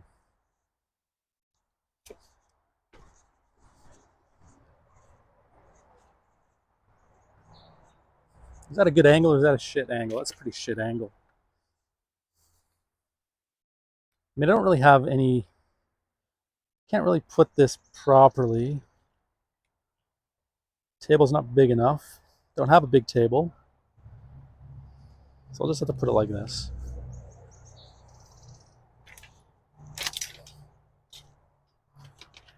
Bring this over.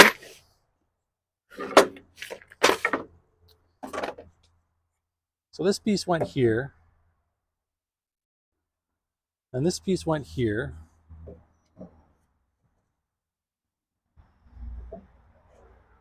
Oh, interesting.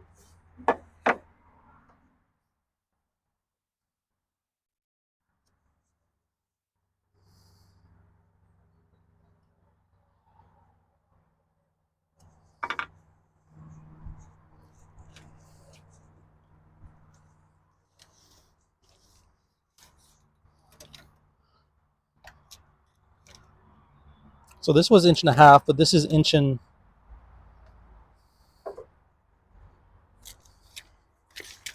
From here to here is 1 3/8. What? But the vernier is open, and it is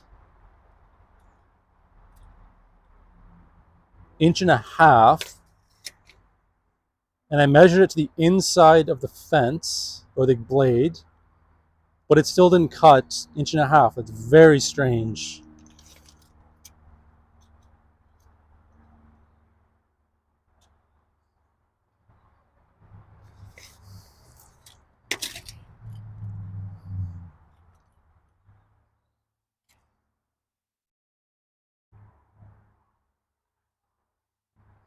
I mean, this piece here is 1.5 inches. But this is not 1.5 inches. This is...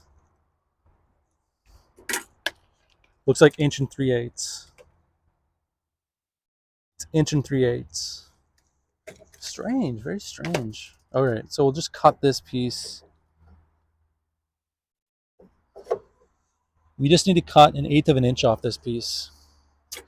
So we have to go back to the dado blade. I'm just going to dado it because it's going to take too long to chisel that or anything.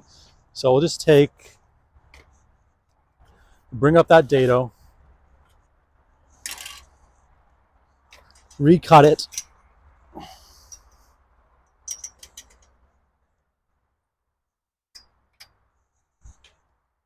Should be no problem. I'm just going to leave this in this section here, just like that.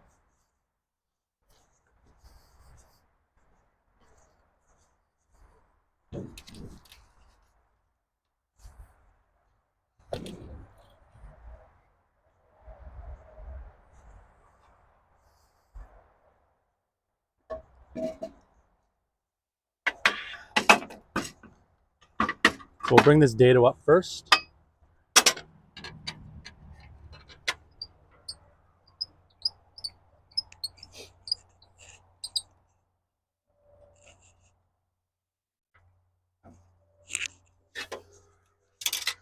I'll bring this over.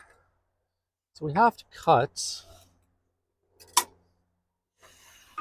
I'm just going to use the blade here. We have to cut.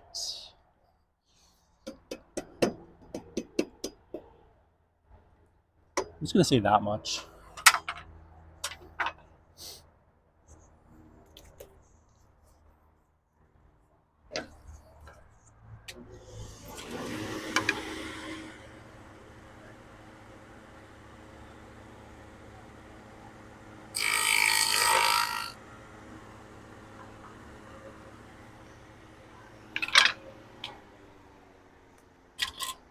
Just going to check it on the door.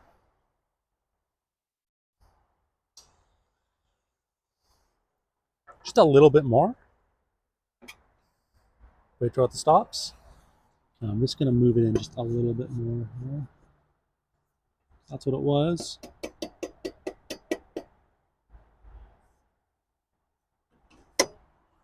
Right there.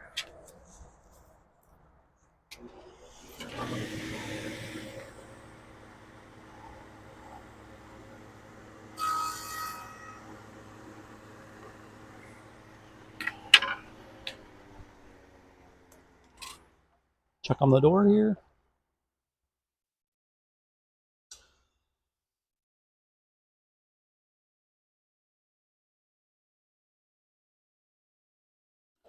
That's very, very good. I'm just going to put the blade up just slightly. Just want a slight. Okay. Can't even see it, it's so slight. Okay, this is not getting dadoed, so I'm just going to put this over here. Just on that. Now I'm going to run through the larger piece, like this.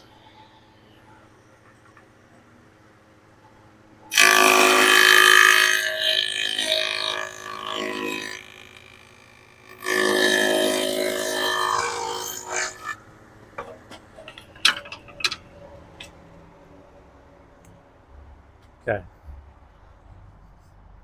Should be a good cut, so I'm just going to check it on the door.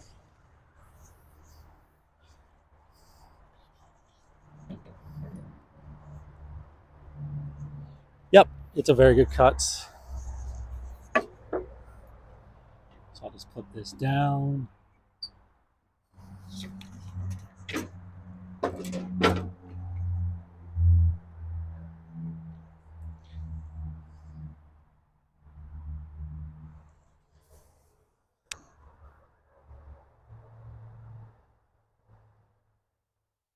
Strange, the table saw is...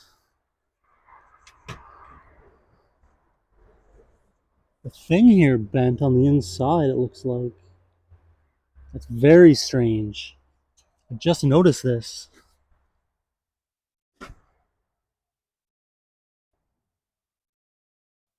Well, I can't do anything about that now. All right. We're just going to put the door, we're just going to keep working.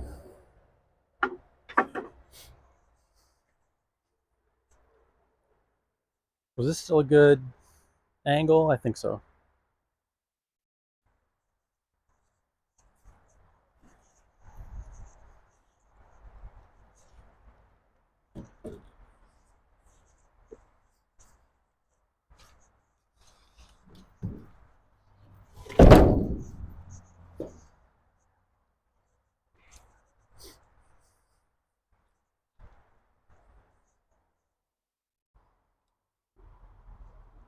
All right, time to screw this down.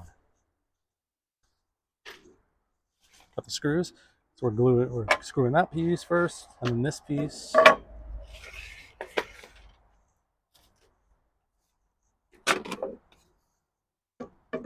This piece goes like this.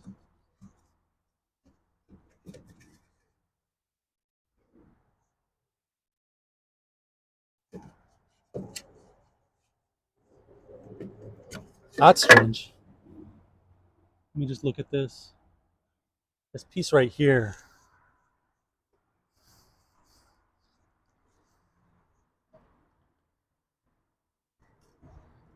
It's because of this knot, I think.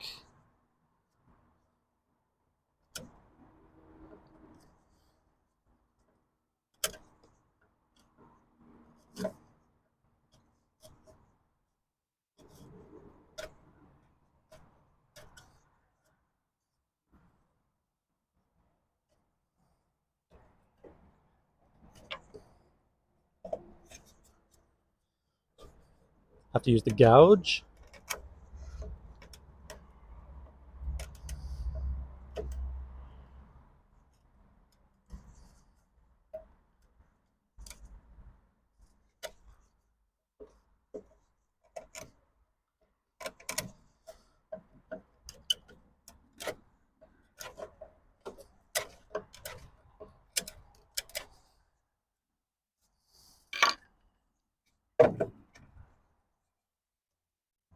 Yep, fixed.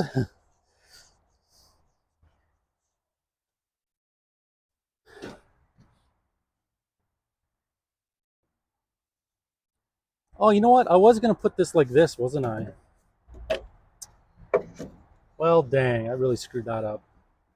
Still, it's like that.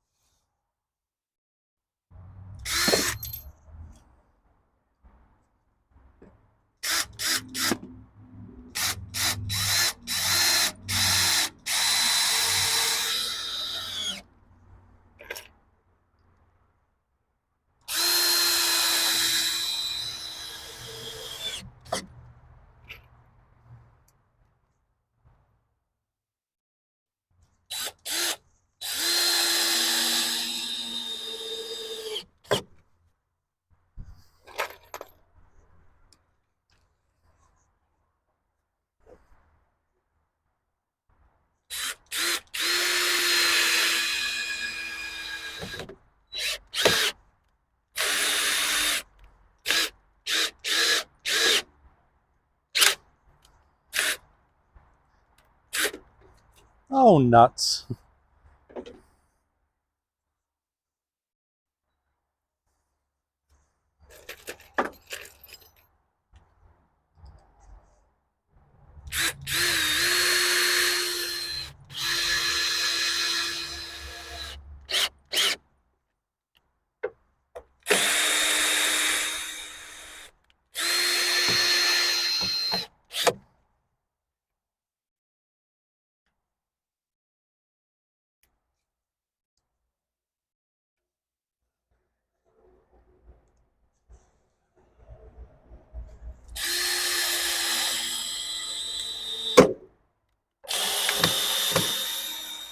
I think I hit a screw there. I'm just gonna move it over. Okay.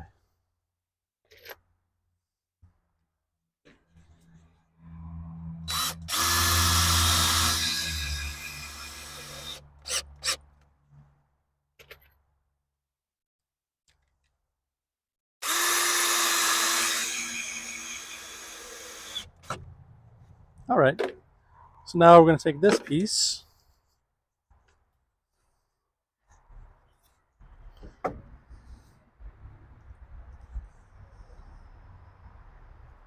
Put it like that.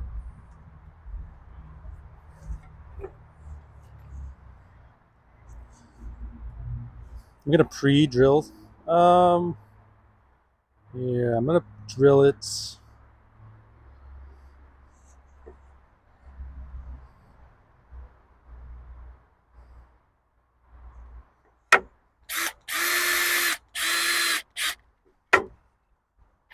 Put one pre-drill there, one pre-drill right here.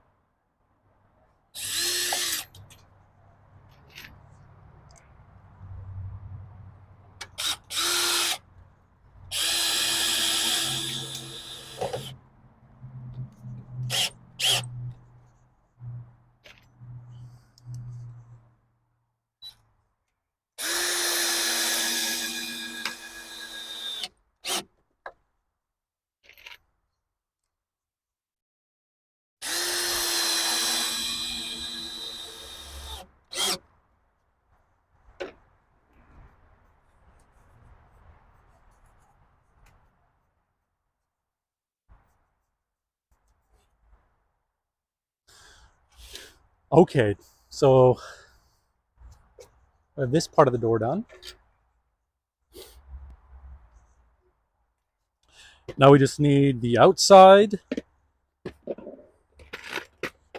need to cut some outside strips. And then, is this one looking okay here? Wait.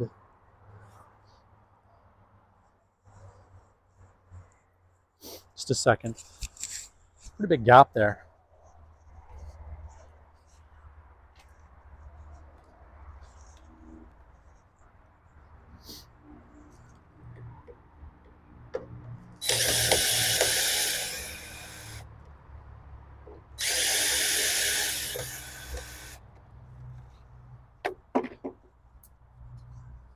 I can't really push it down.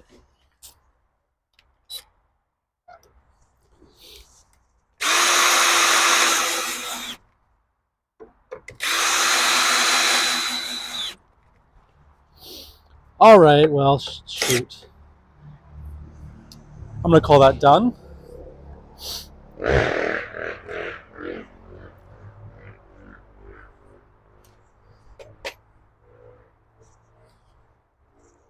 And now we need to cut some more wood here. Cut some, what's it called? Cut this slab. Just 1 second. The tripod thing. Hold on.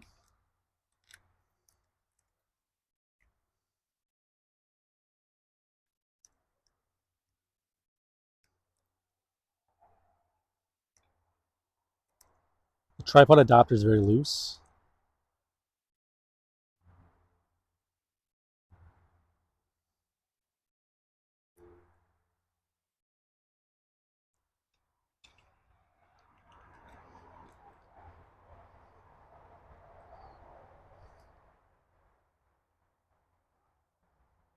Okay. Move this door.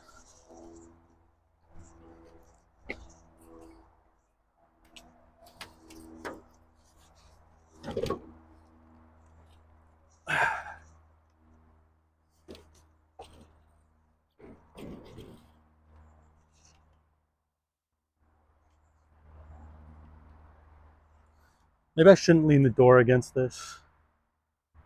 I don't really have another spot for it. Actually, first, let's take some measurements. I'm just going to measure the side.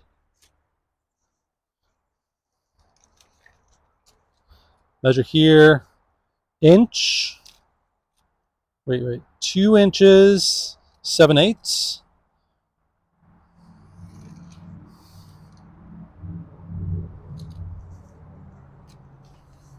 Measure at the bottom here.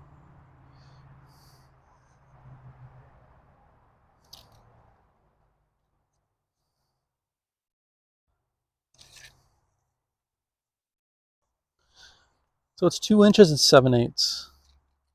The bottom it's 2 inches 7/8, but here it's kind of weird. It's like 2 and what would that be? 13/16, but it, yeah. So we'll say 2 and 7/8.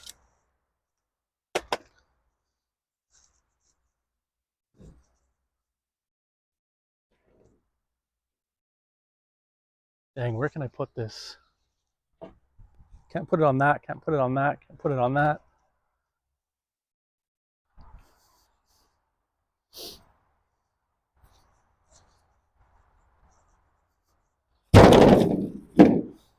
I'll just put the door on the ground. Okay, we need the other saw blade on here. We're just gonna rip this slab into planks. I guess you would call it planks. Planks.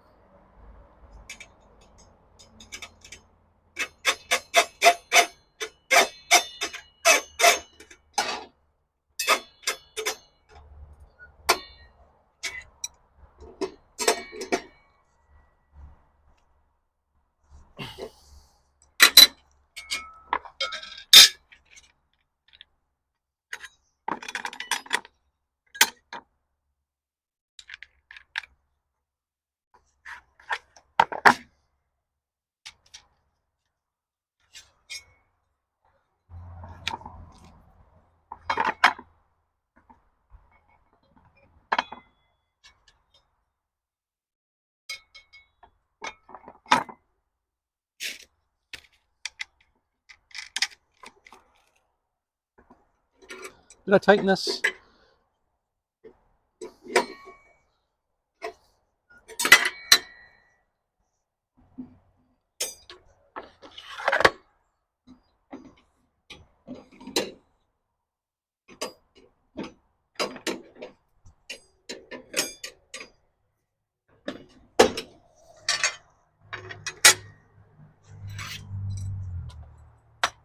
Okay, I'm just gonna double check something here. Okay, maybe there was some sawdust or something stuck in this that caused the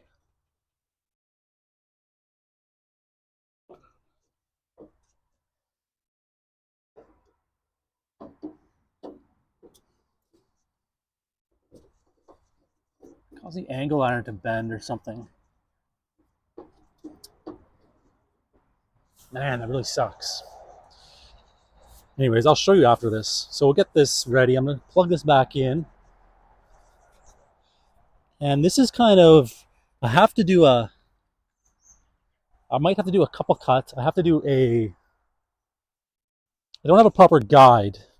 And you'll see in a second. Because this slab isn't perfectly cut.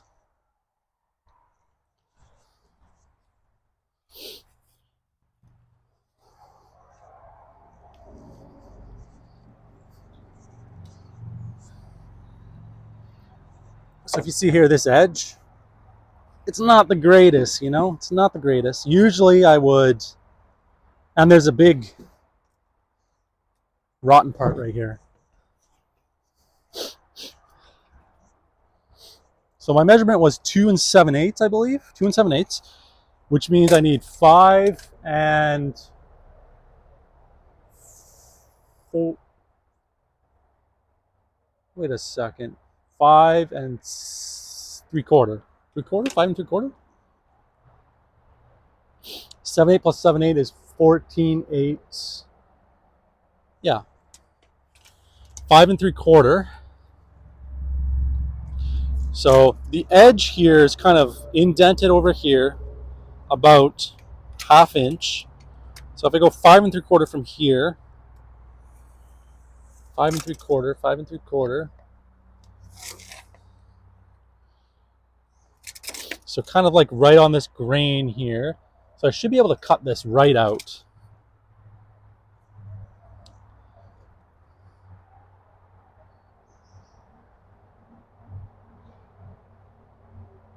But I don't have a straight edge. This is my straightest edge. So what I have to do is put this, I'm going to put this against the fence, and I'm just going to try and rip. I can try and rip this side.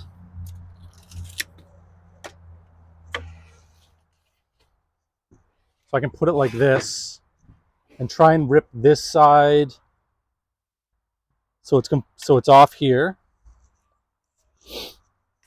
I'll try and straighten this side, and then I'll recut it. What I really need to do is put this on the jointer.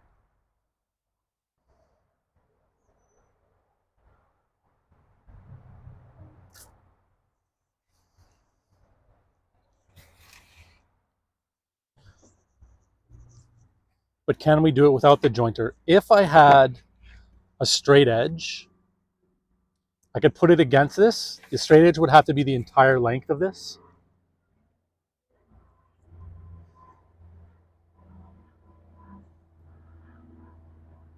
I would have to use square bar or square tubing, it would be called. Square bar, square tubing.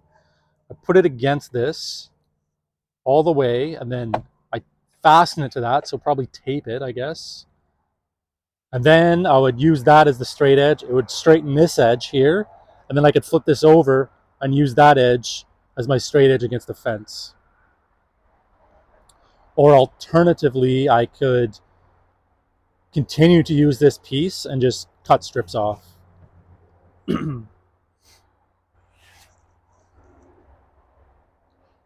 So, do I have anything that's that straight?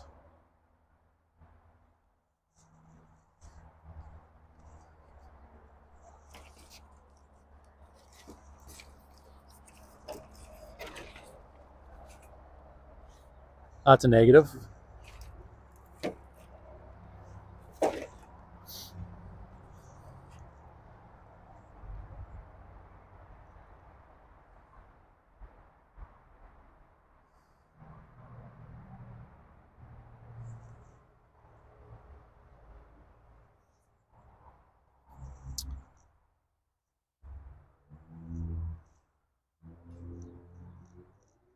I don't know if I have anything.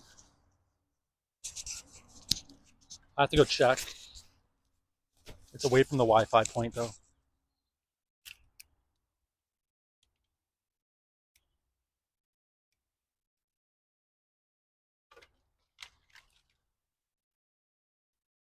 Just go like that. Go like that. Okay, I'll be right back. Okay, I'm gonna look for something that's really straight and is roughly 9 foot long.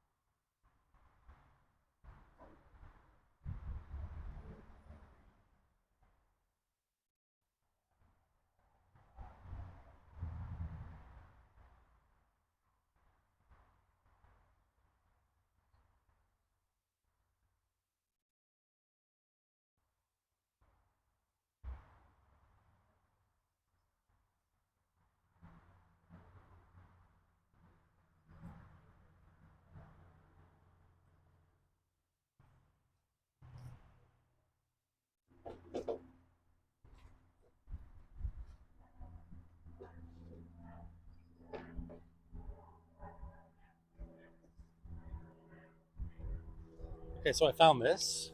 Now my piece of wood is 8 feet. Oops. So my piece of wood is 8 feet, 6 inches or something like that. And I found this piece of wood, it's about 9 feet long. Actually, it's 10 feet. Actually, is that a 12 footer? Honestly, it's longer than my piece of wood. All right, way longer. So I'm just gonna, and it looks quite straight. So what I'm going to do now is duct tape that piece of wood to the other piece of wood and then use it as my straight edge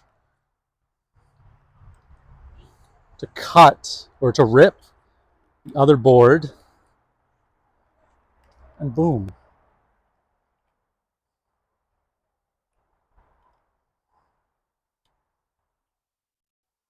Will it work? Meh, maybe. I've never actually done this before.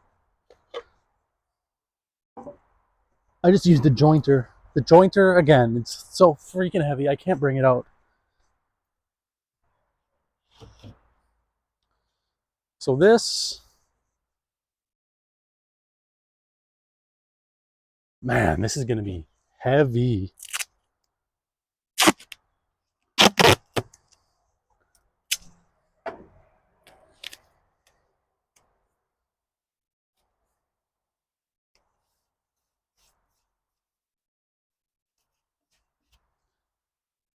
Will it work?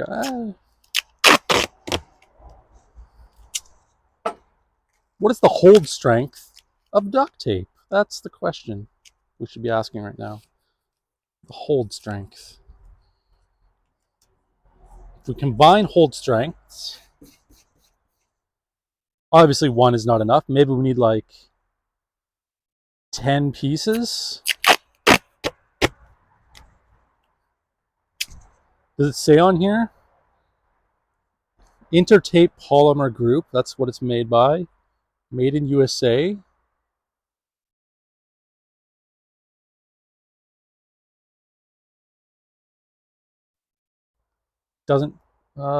doesn't say.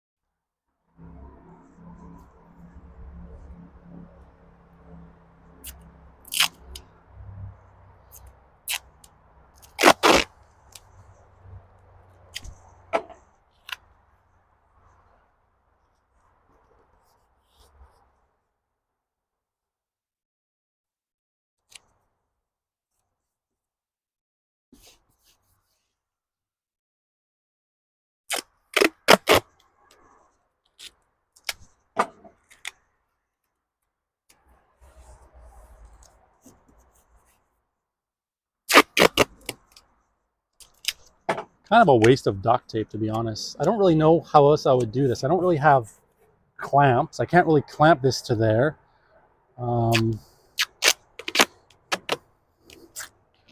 Maybe I would have to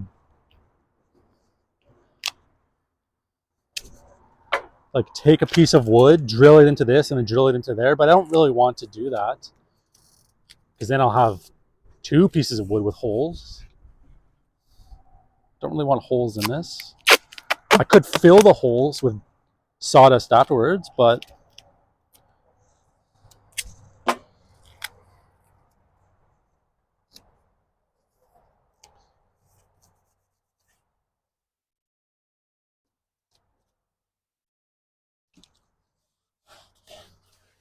it's kind of rocking.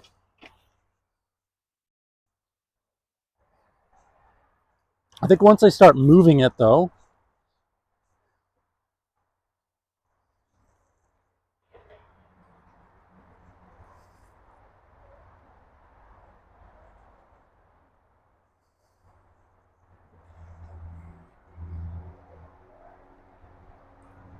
I think it'll be okay like that, actually. This is weird. Very weird.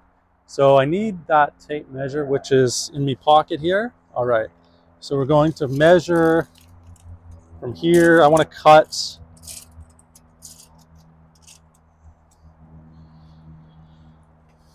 right about here, which is 13 3/4. So I got to move this back and move the fence over 13 1/4. Why did I just, for some reason, I thought 3/4. 13 3/4.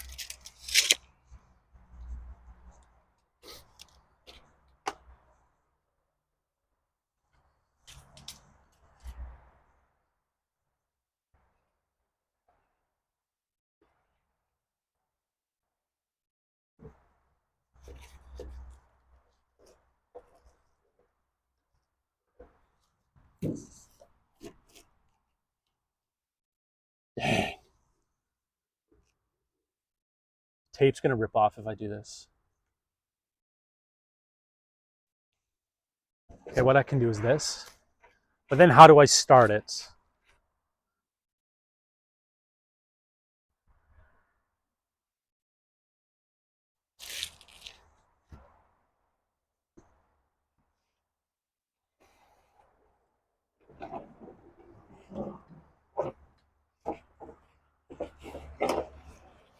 I have to tape it like this. So the tape is working. So just put that together like that.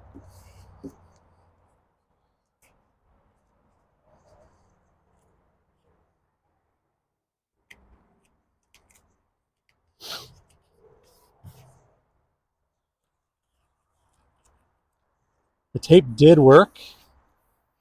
It's just I had to move it.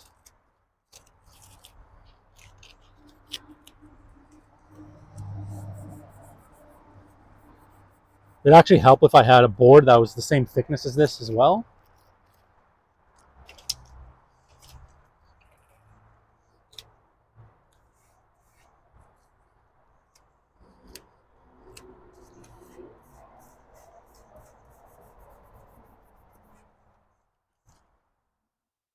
This is so ghetto. So now I just want to move this, both boards, to this side of the table saw, then set the fence, then I can move it in, turn the saw on, position it, push it through. Theoretically speaking. I'm going to put my push sticks on this board as well.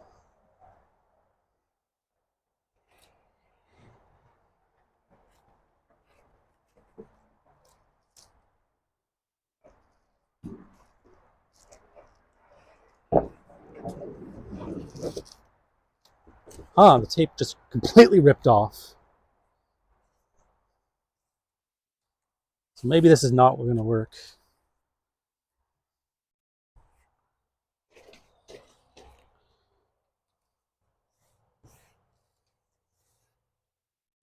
Man.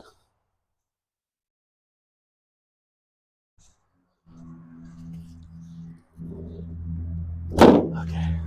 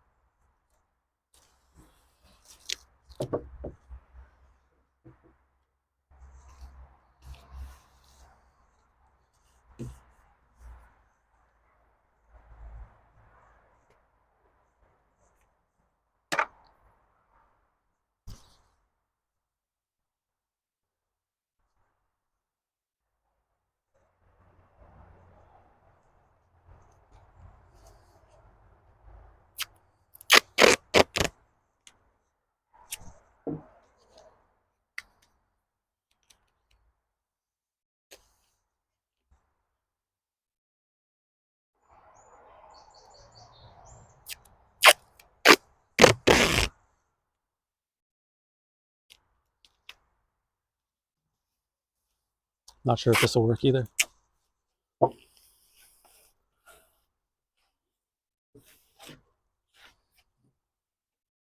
Lots of duct tape, lots of duct tape.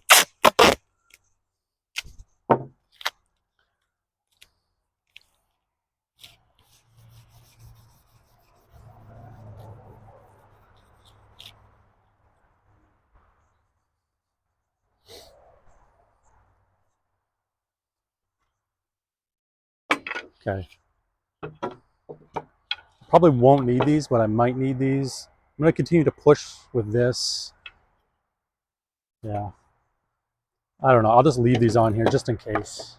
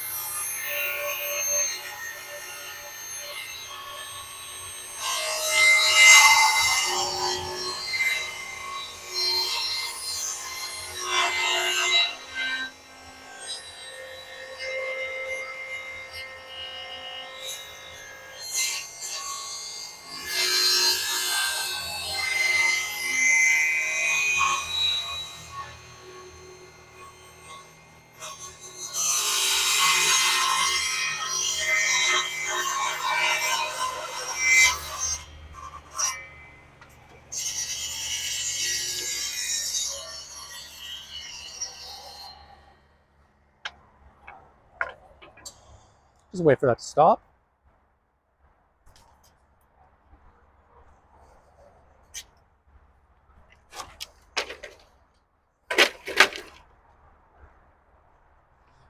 I know what you're thinking. That is the stupidest way of cutting a piece of wood.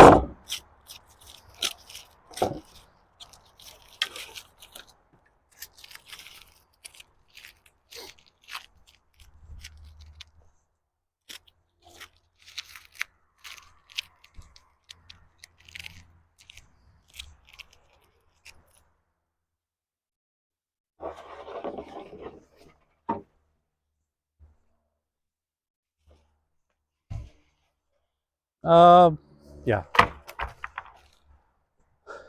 All right. Now let's see.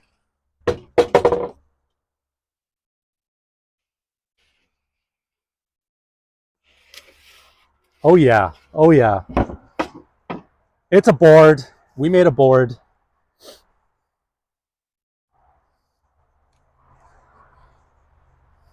All right. Now that we got a board there.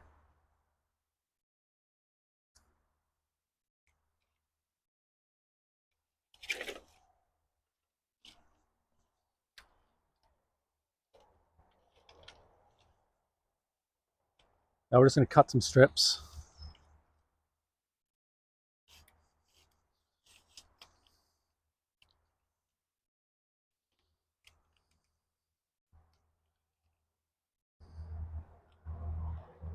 Let's go. So we'll remeasure here. So my measurement was 2 7/8. Measure from this side. 2 7/8 times a quarter. It's in there.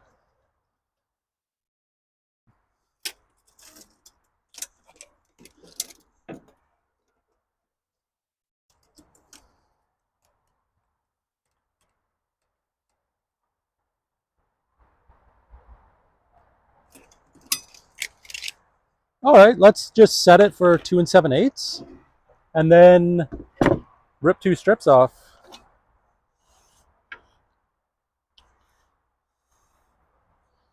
You probably just use this fence. Quick measurement here.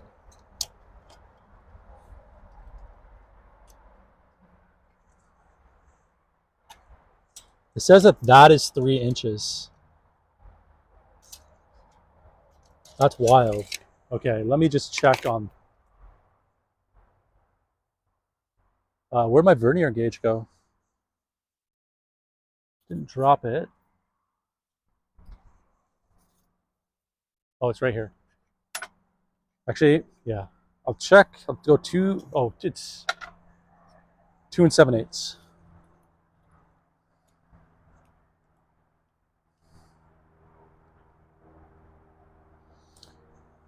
I think that's 2.866 or 886.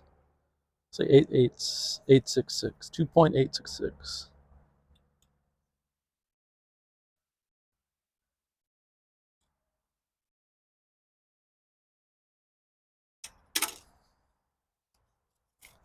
Ruler's so measure, or ruler is so dirty.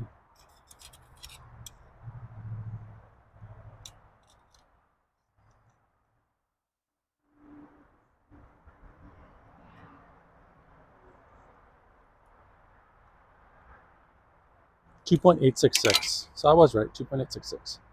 I said both, but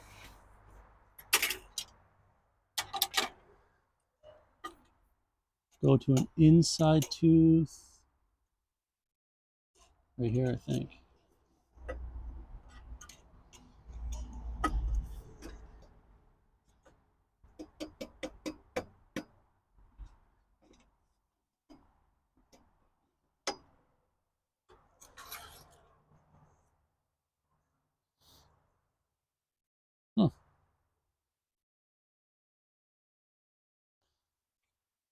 It says on here that it's okay. Never mind. No, that's 2 3/4. It says on here 2 3/4.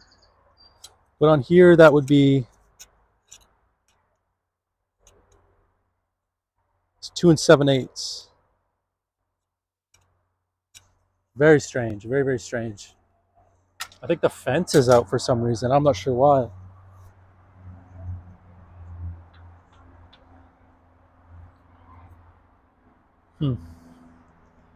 All right, so now we're just going to cut some pieces here.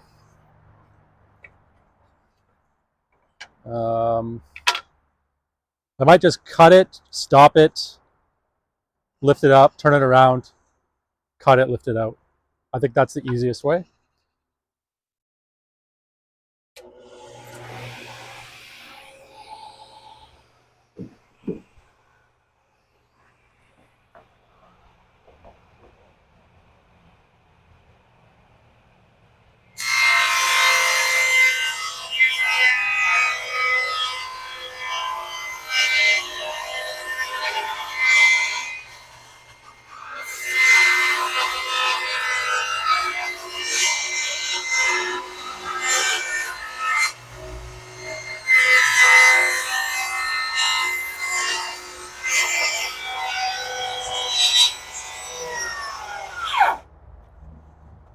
Oops.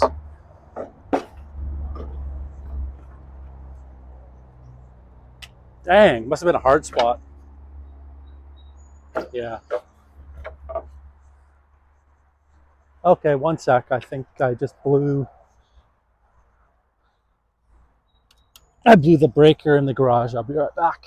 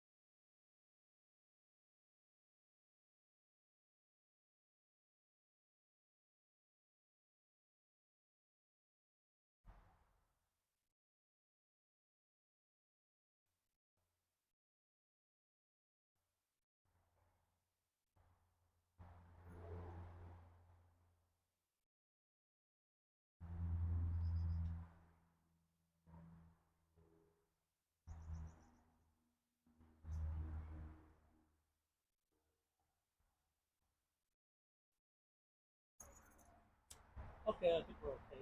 I'll just pull it back. We're good. I'll just spin it over here. Flipper.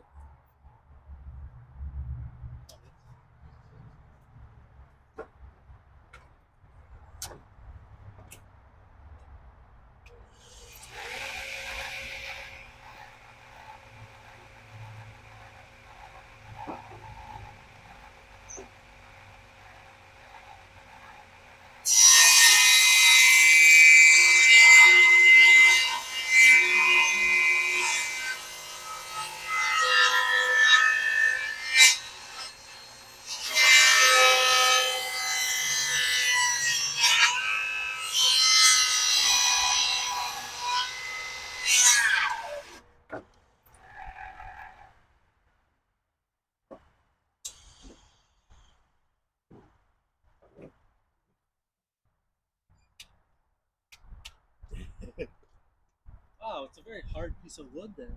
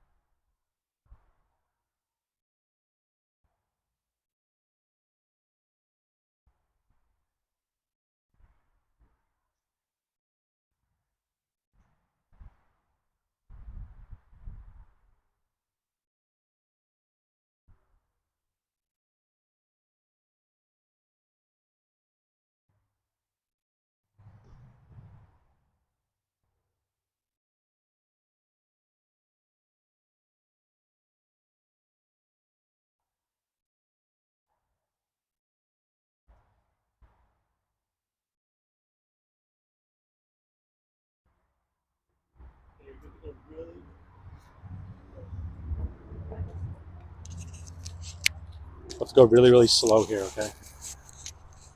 Really, really slow. I think it's just a knot. I'm not sure if I could use the handsaw, maybe.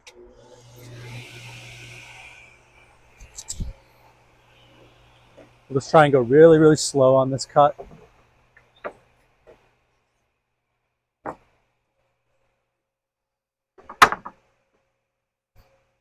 It is kind of warped already, actually. Wait a second.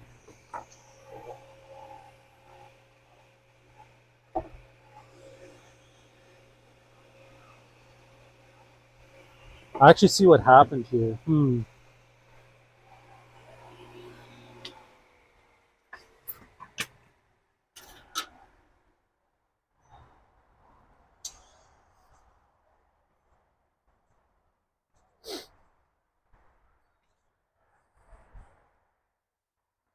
can see this piece of wood.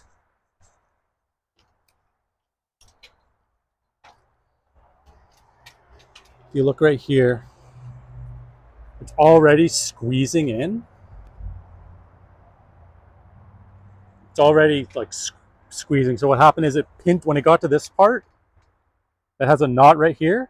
It pinched the blade on the backside, and it's trying to cut through this knot, so it's just too much torque for it. So what we're going to do is just handsaw this portion, and then we can run it through to get a straight edge on this. And then on this side, I don't know, maybe we just chisel that. This chisel is getting a lot of work.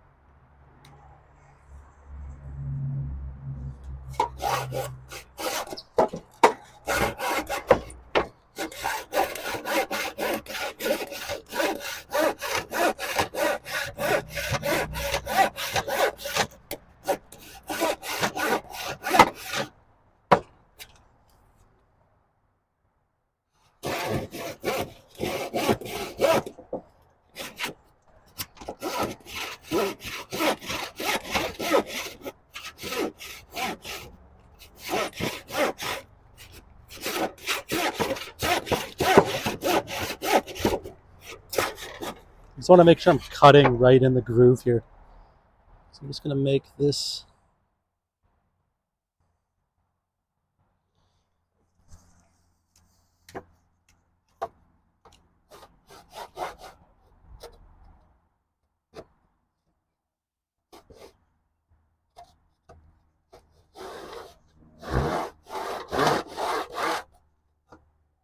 Just extend this groove.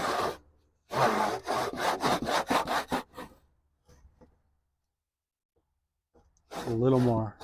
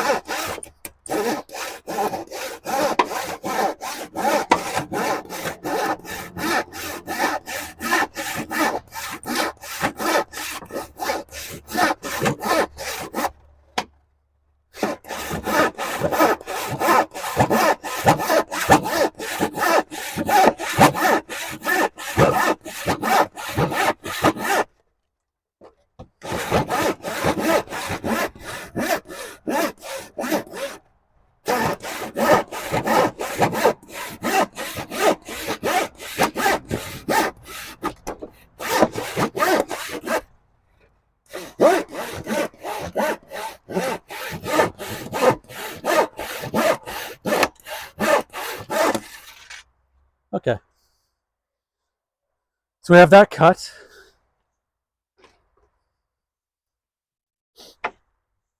So we'll just take this board, run it through the table saw so it's perfectly cut. And then what am I going to do with the other piece? Chisel it the side, I guess. I'm not too sure, to be honest. Probably hit it with the chisel.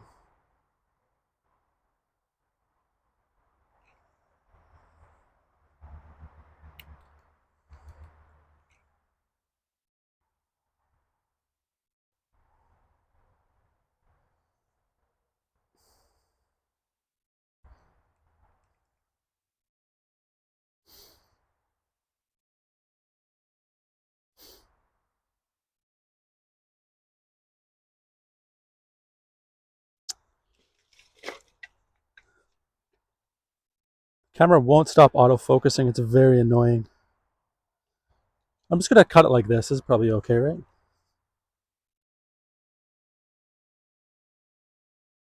All right.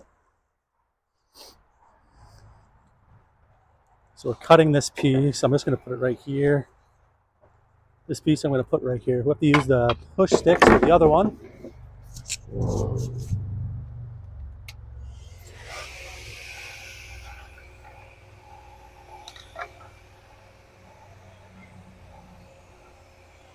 So we cut right here.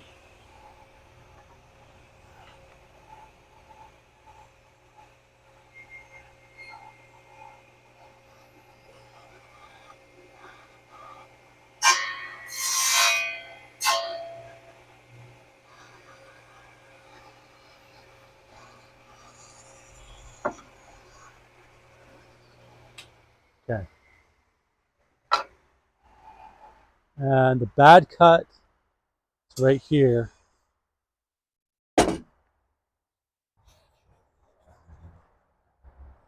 Let's see that. It's right here.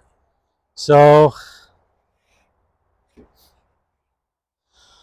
it's balanced right here. What I'm going to do is just chisel again, because why not?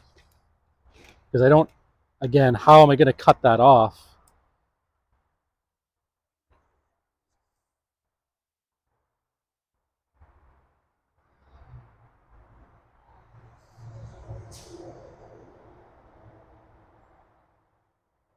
Why does it keep auto-focusing? It shouldn't.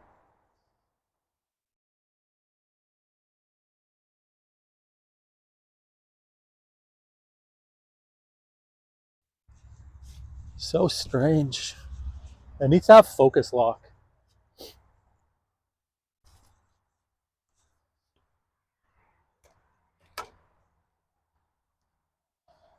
So, yeah, it's so hard. Like, how am I supposed to get this out?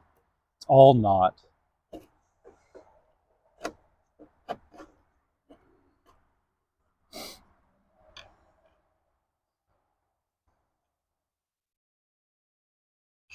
If I don't cut this out,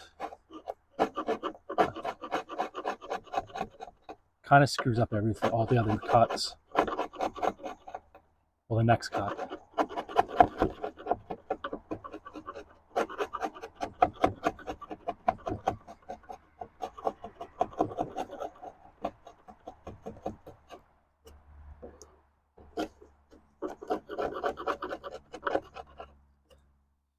I could try to put this right to the blade and just lightly take it off, but take it off on the left-hand side of the blade. Maybe I'll try that.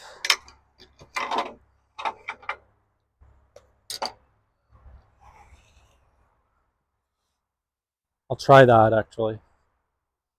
You can see that, right?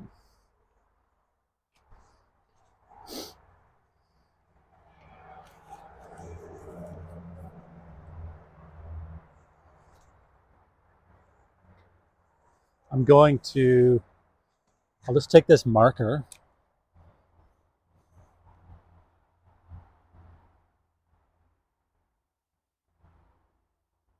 I'll just mark the edge right where I need to cut, and then I'll cut off this mark. Right way, wrong way?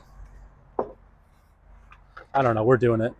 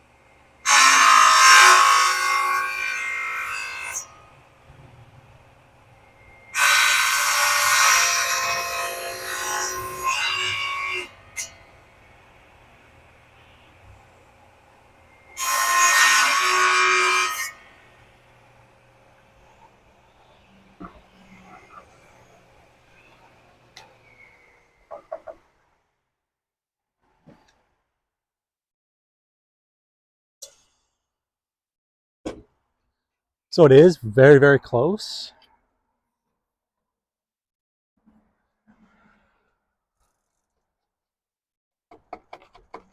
Just this one spot right here.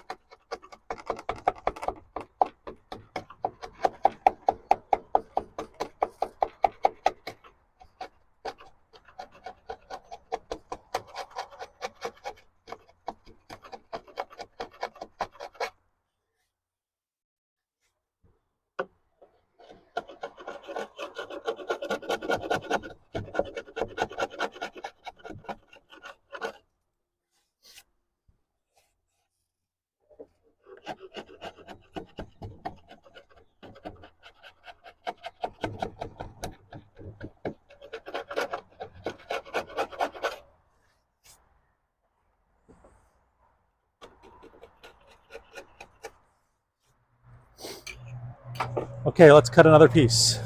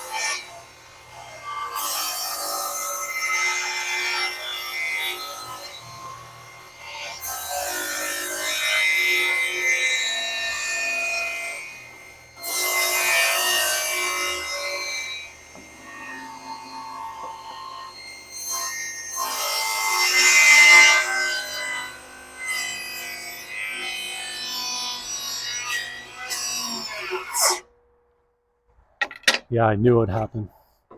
I could feel it. Okay, I'll be right back.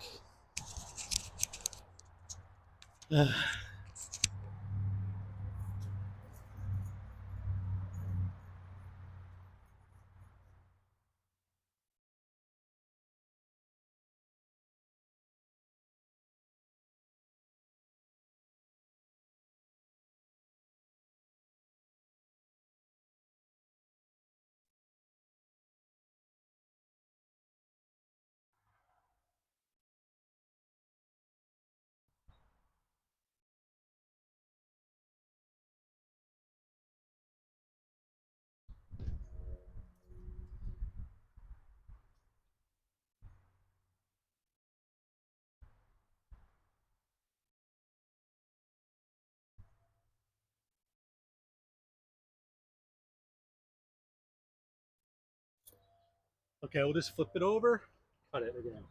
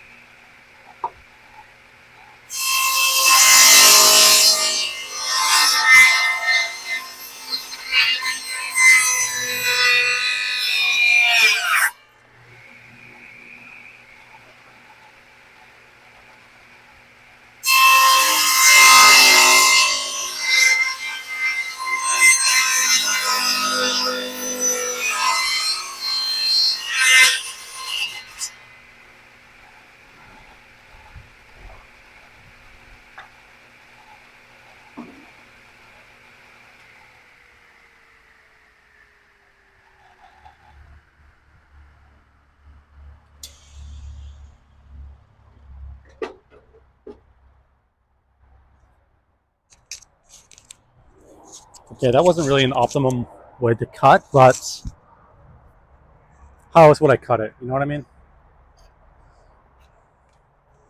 The wood is just so, I mean, it's dried. It's been drying for many years, so many years. Yeah, the drying. So I mean, it's just like the grain's all weird, and when it gets cut through, it gets relieved, and then it wants to bend in. Some was bending away, the other was bending in. Well, so now, all right, we gotta square up these ends. Um,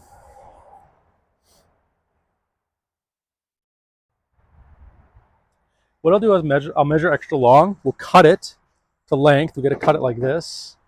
Same with this one. We're gonna cut it like this. We'll cut it extra long, maybe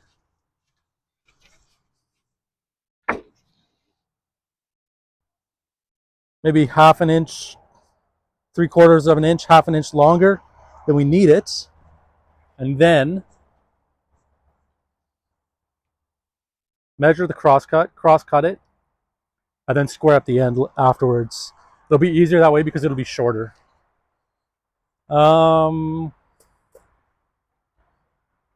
But will I be able to actually?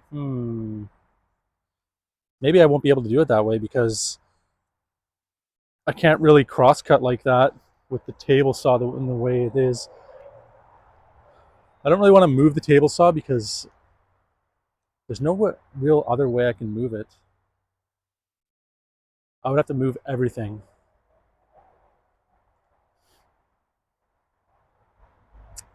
Yeah, it's kind of rough.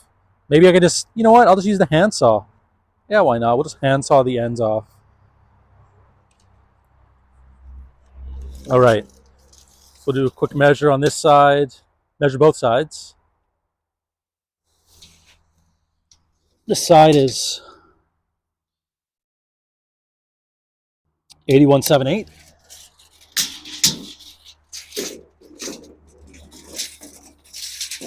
We should actually cut them the same length.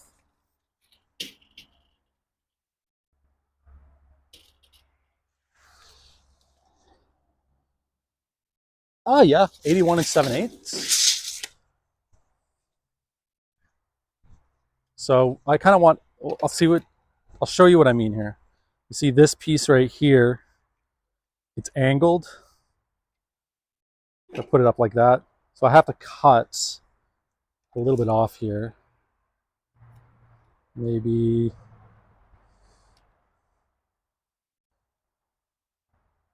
looks about 3/16 maybe. Put it on the 1.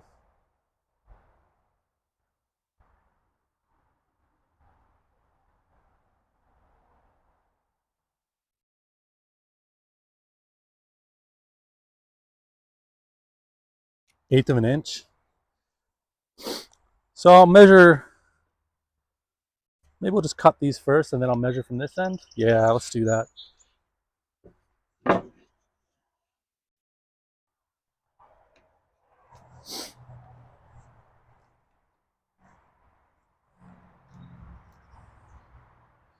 Time for some saw skills.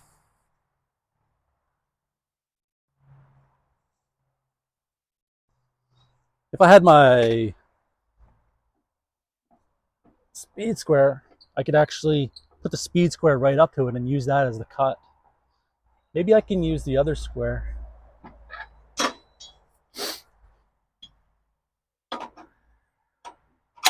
I'm not sure though.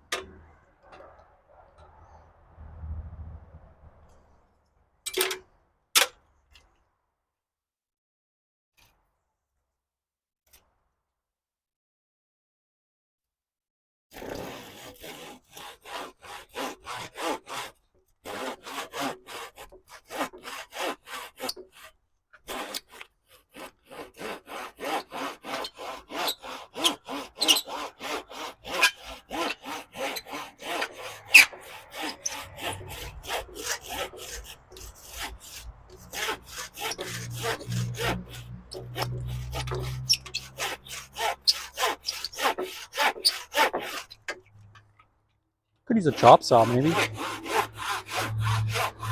don't want to carry it over here.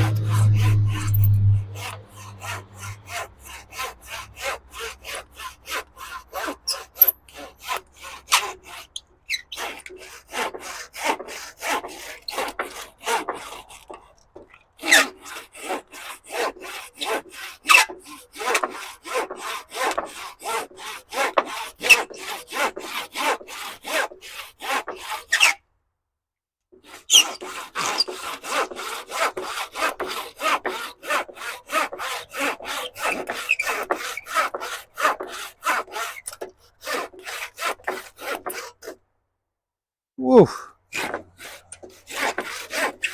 This saw is hungry for blood.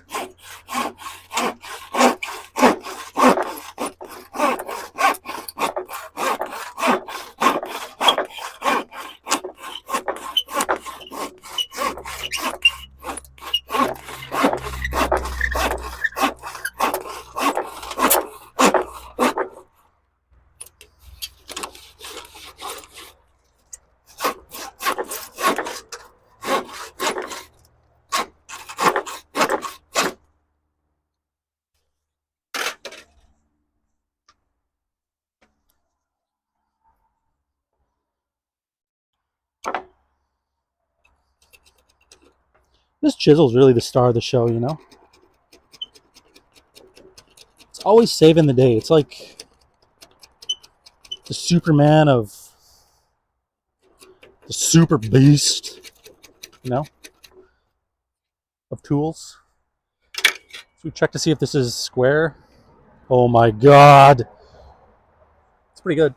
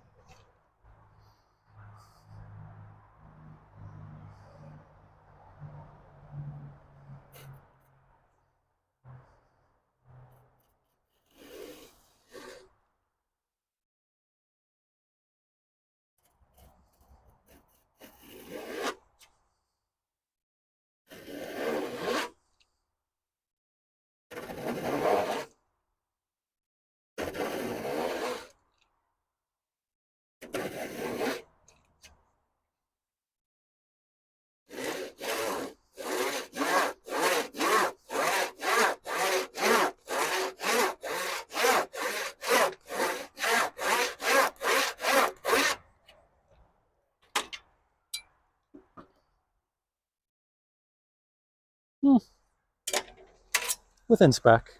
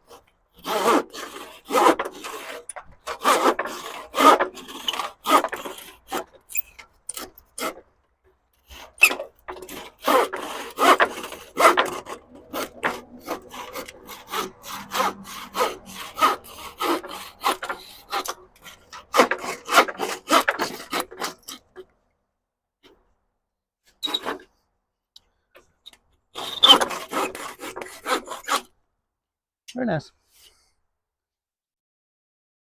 So now 81 and 7/8. We'll use a crosscut saw here. Ooh.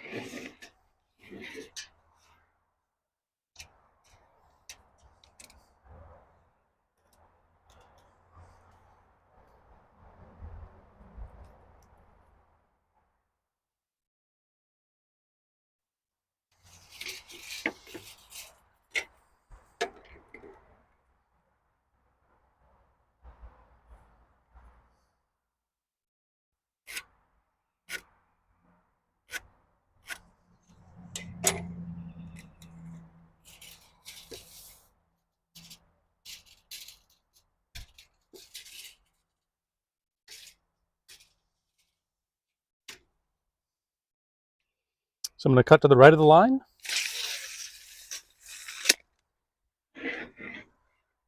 Right of the line on this one. We'll make a little mark with an arrow.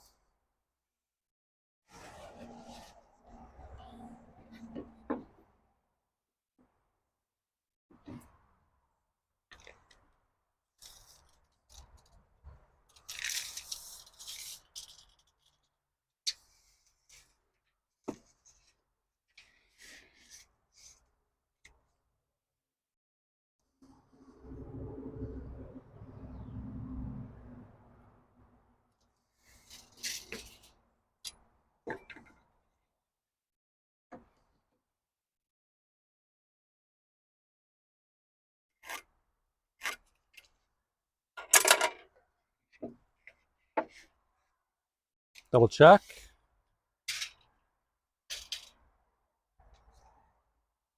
It's right on the line. We'll also cut to the right of the line. Actually, I didn't look at the number. I just looked at the line. I'm just going to double check the lot measurement. 81 7/8. 7/8. 81 7/8. Now let me just check this door one more time.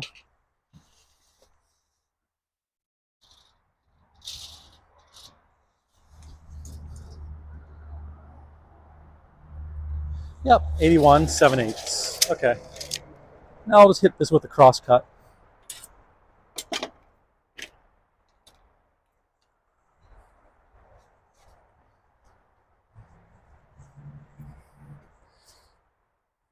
Can I cut them both at the same time? No, I'm not going to.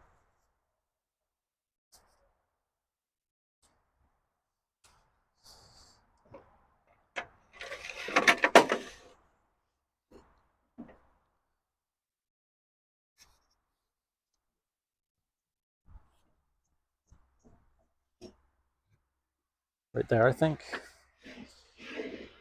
Pop this over.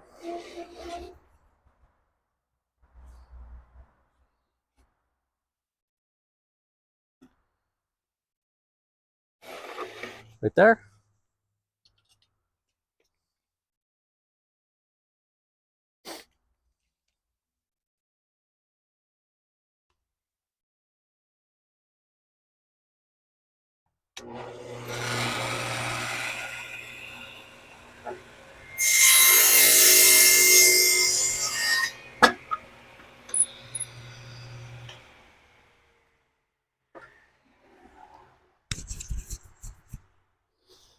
Oh, dang. This wood broke on a knot. Well, we could just glue it back together. It's okay. I'll show you after.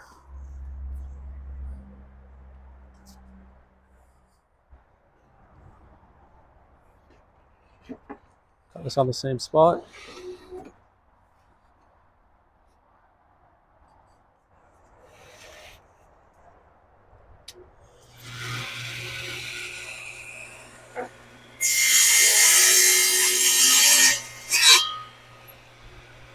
I'm just going to move it over a little bit.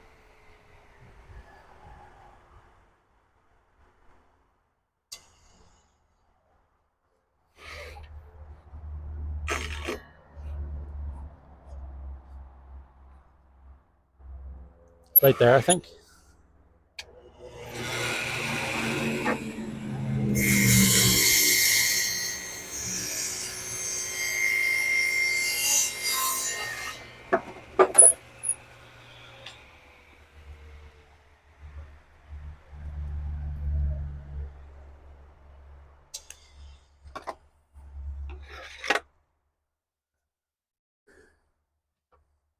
All right, we'll glue this piece to the side of the door. Okay. Let's see here. We got knots, knots, and knots, and knots, and no real knots. So this will be the outside, this will be the inside, this will be the glue side for that one. And this one, check this one out. So we have, it's kind of the same thing here. Let's see here. This is a good side. This is a good size. It's kind of only one bad side, which is, and there's a knot right here. So what we'll do is we'll just glue that. We'll put screws right there. Just the edge of the door anyways. And yeah. So where can we put the door now? I kind of want to put it so it's leaning up against something. Hold on here.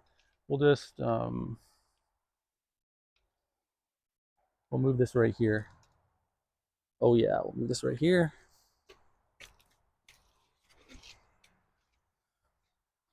I'll move my little table. This is actually for the jointer. No, not the jointer. The, what's the other thing called? The thickness planer. Go like this, go like that. I'm going to turn it around actually.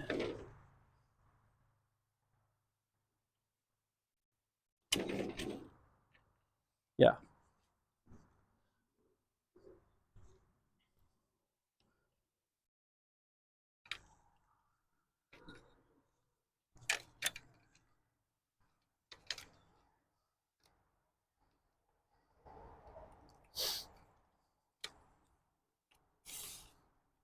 Move the tripod down.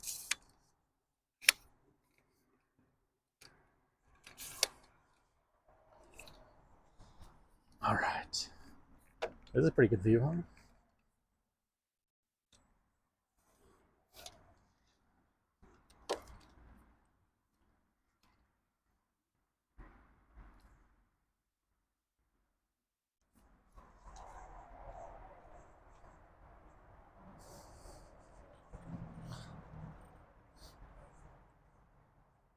It's probably the straightest I can get it.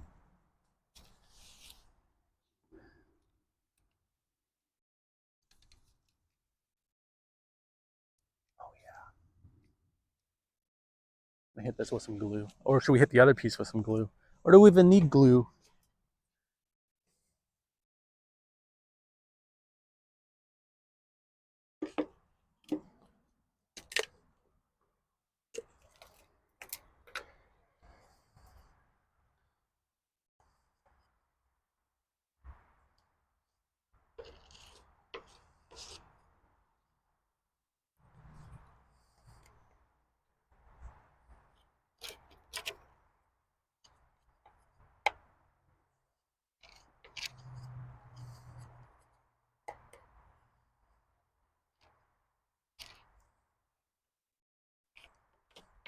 There are a couple spots. It's kind of uneven and everything, but I mean, maybe it's okay if we glue the ends and stuff and whatnot.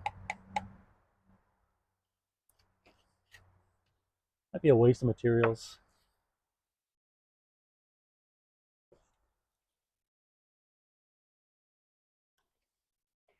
There are a bunch of holes and there's some knots right here. This knot needs to have some glue. The glue will go down in the cracks too, why not?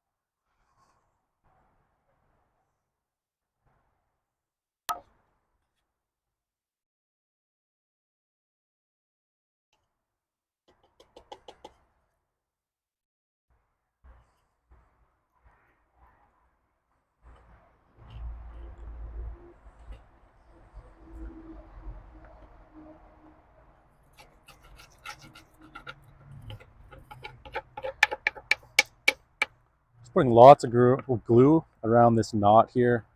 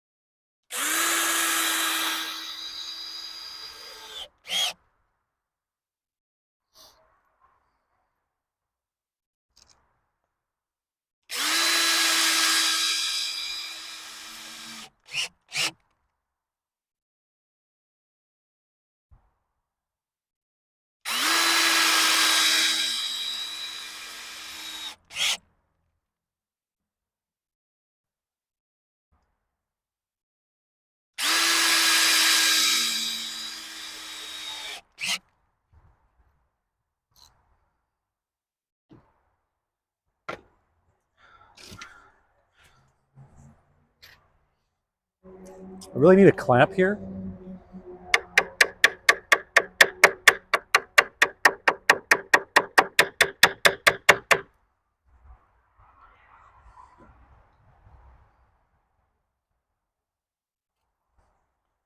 This will have to do though.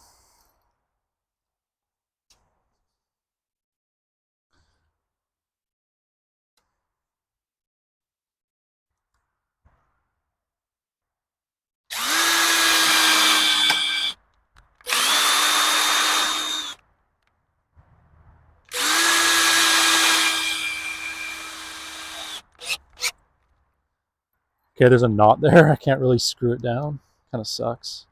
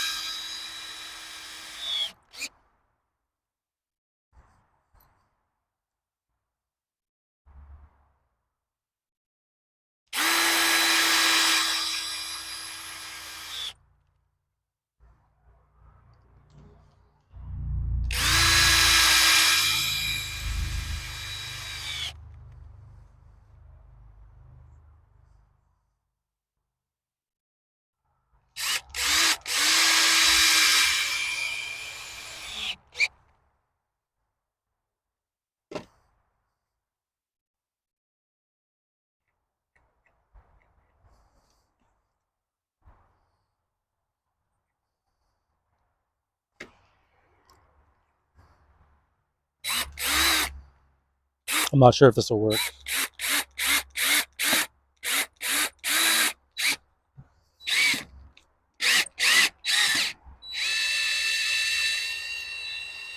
Let's go slow.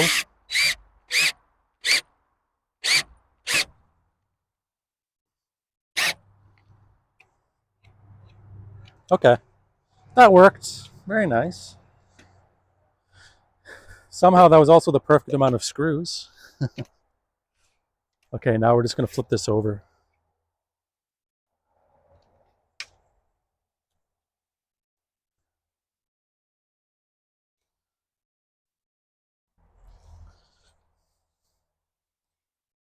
If I can.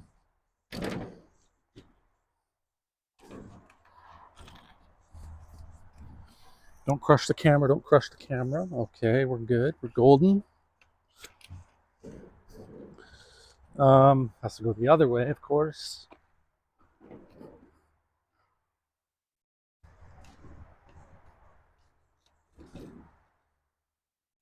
Okay. This has to come up. Right there, I think. Yeah, right there. I like that.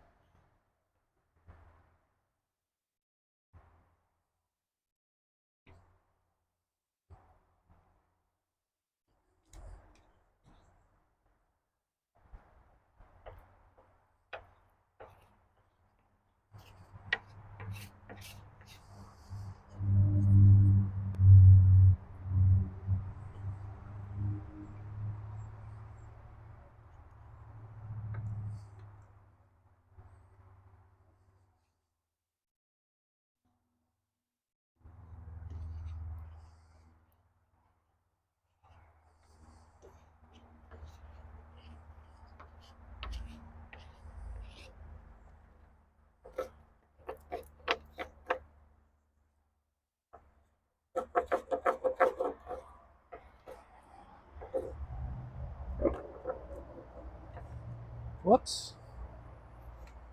I think I just screwed up the shot too. Or is it okay? Oh, it moved back. Alright, I'll just put some right here like this.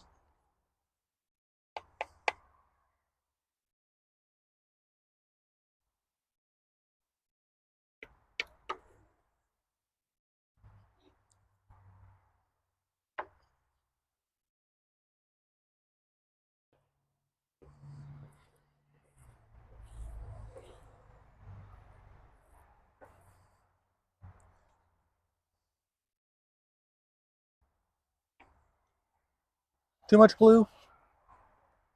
Never too much glue, you know?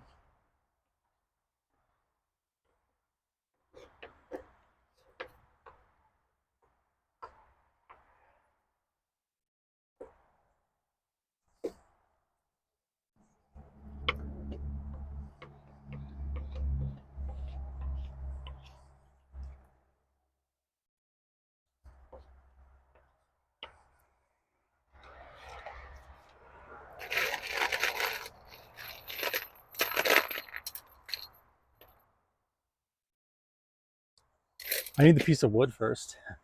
All right, so it goes down. Knots are on this side. I'm gonna flip this over. Plop this down here. Just like that.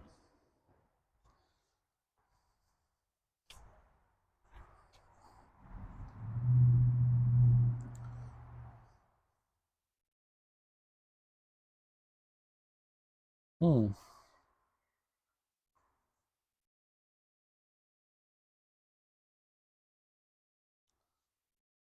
All right. It's kind of bent a little bit, so I'm gonna screw from one end. I'm gonna work back. I'm gonna screw into here.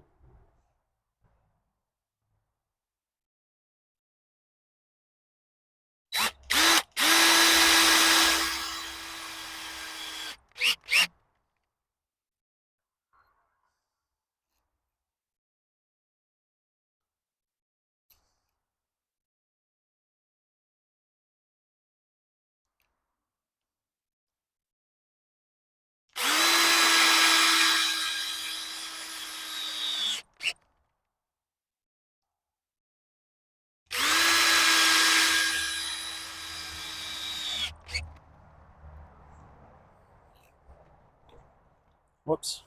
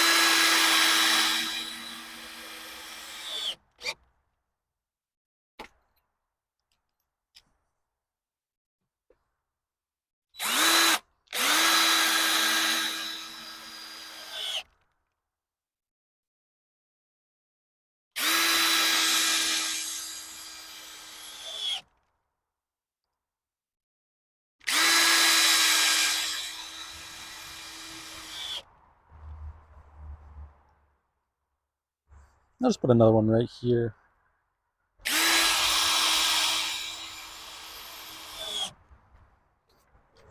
Actually, maybe I want to put two right there.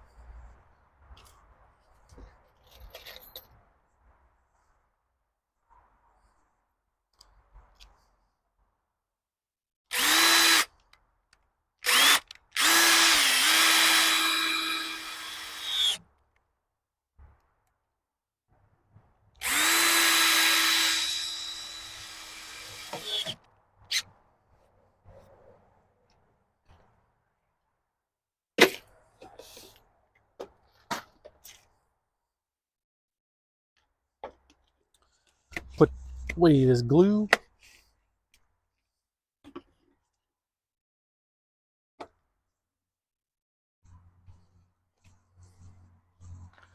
Dang, what time is it? Just gonna move the camera, double check here.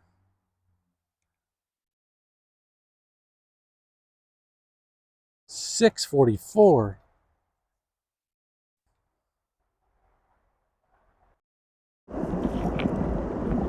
Alright, so now the door. It's unfinished.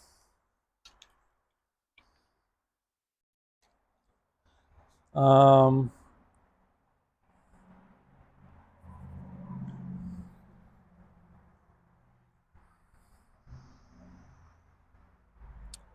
hmm.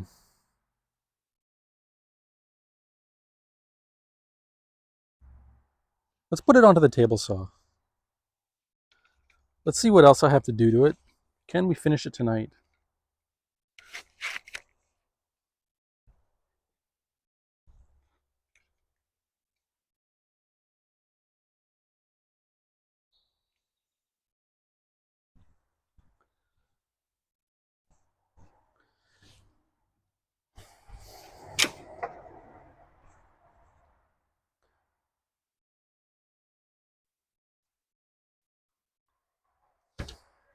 This is a behemoth.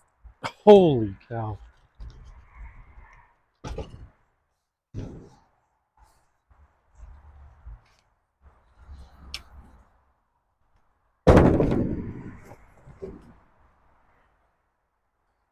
All right.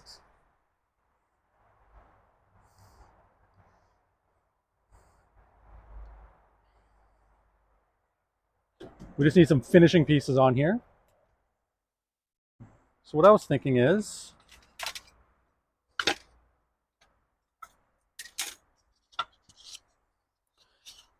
sorry, I'm going to cut this tongue off and flush cut this.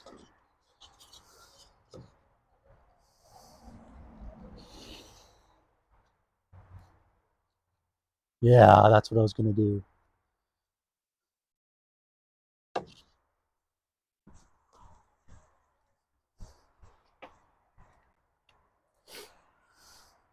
So all I need to do is get one of these, cut it 26 inches.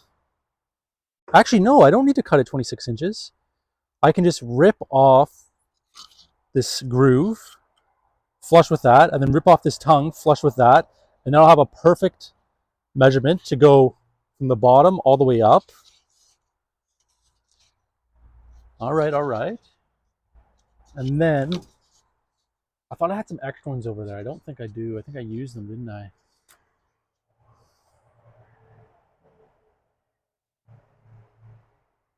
Yeah. And then those will come up here to the top. And then up here. Now this is where I have to make a decision. Do I put, let me grab it.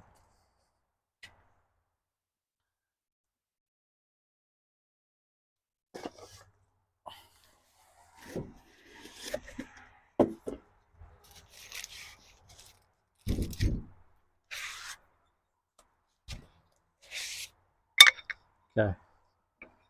So we have these now. Okay, so do I put them on here like this? Like this? with this over top. I don't, or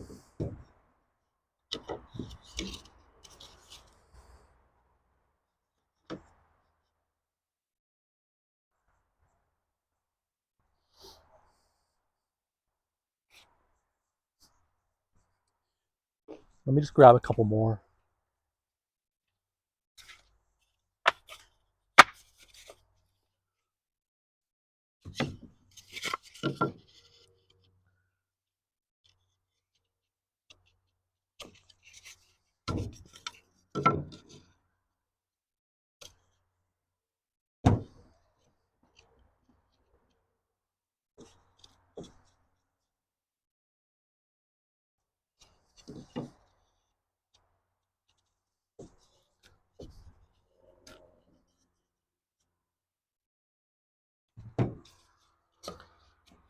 Just put them all the way across. Why not? We'll do a proper mock-up.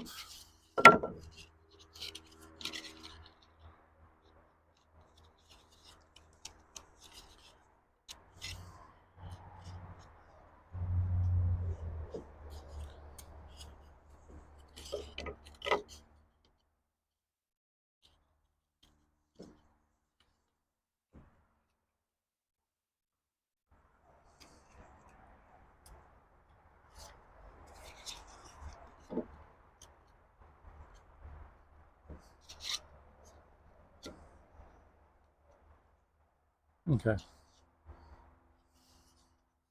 So we'll just do that for now. Something like that. And now do these go on here like this?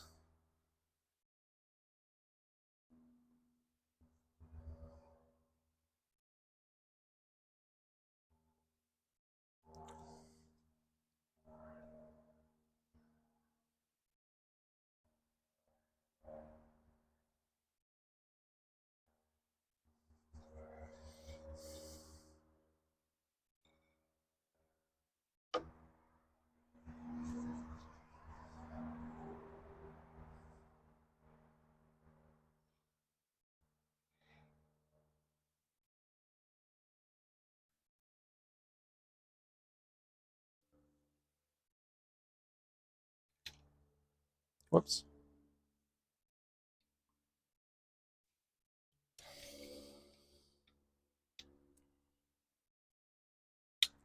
You know what I mean?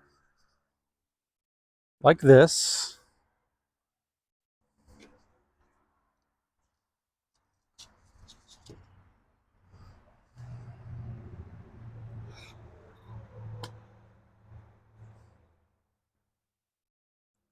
With either one like that or like this.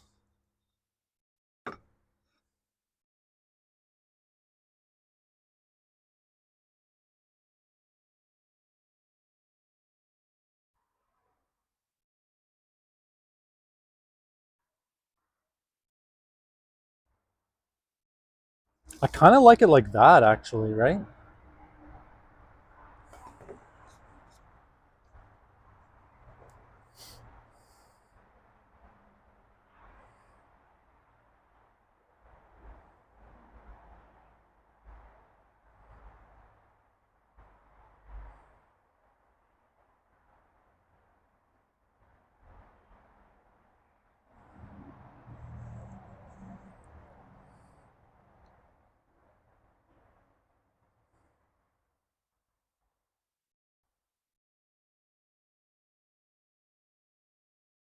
And then I just dado out this thickness into that, so this is completely flush. And then there'll be in the center here, there will be an odd shaped one. Or should it be off to the edge?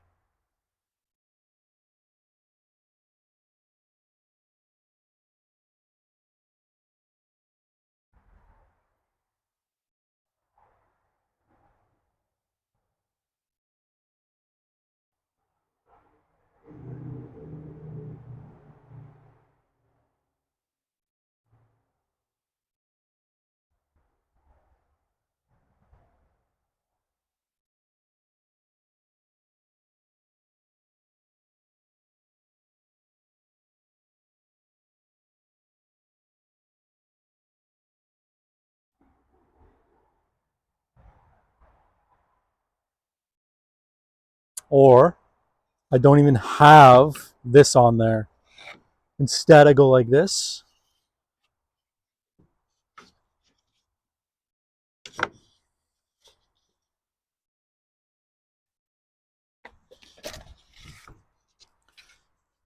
Just rustic. But this looks so unfinished like this, doesn't it? I think it does.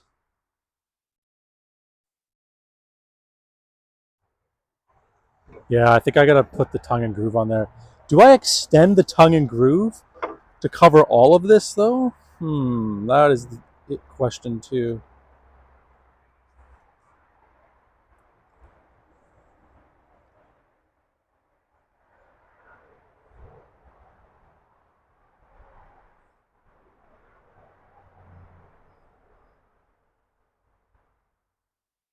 Dang, I think I had to put tongue and groove right there.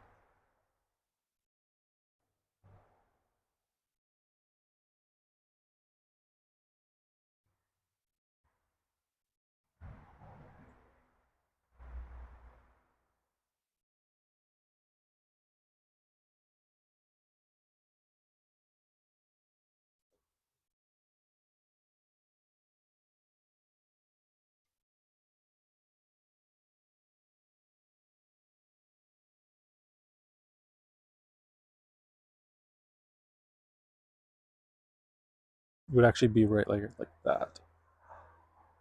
I'm not sure.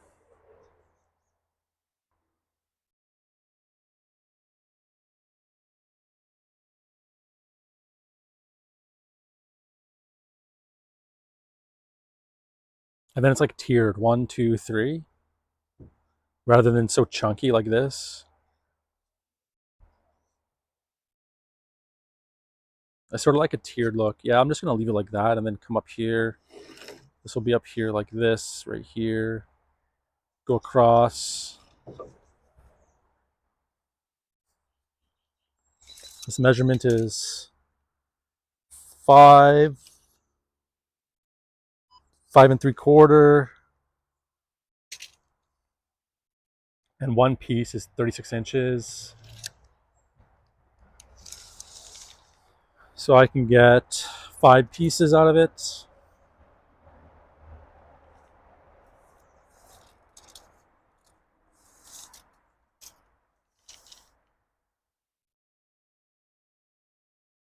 And it takes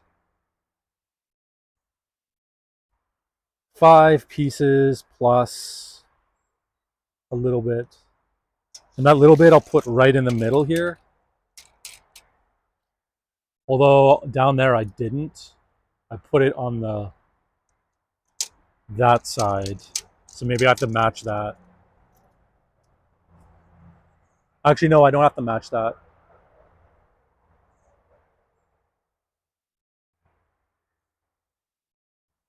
Because it'll be covered up. So I can just put the little piece right in the center here. That'll look okay.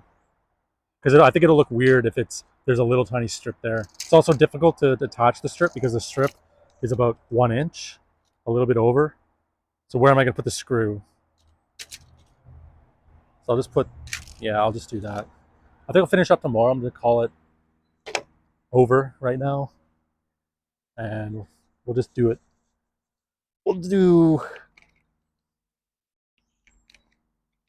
Finish the door, and we'll probably hang the door. But let's actually just put the door in front of the door hole, you know? I kind of want to put it there anyways, just so we don't have any animals going into the greenhouse. It's worked so far, I think. Except for birds, but I mean, bird's a bird. I think it's good that there's birds in there. I think they're killing some pests like insects and stuff, maybe spiders and stuff.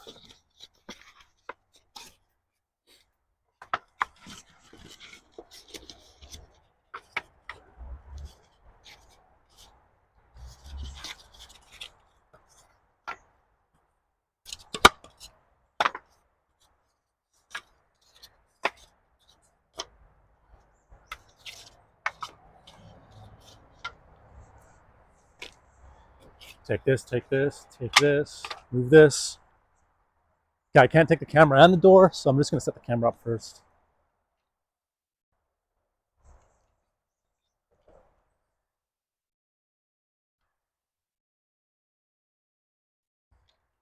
Oh, I do have two pieces over there, actually, right there.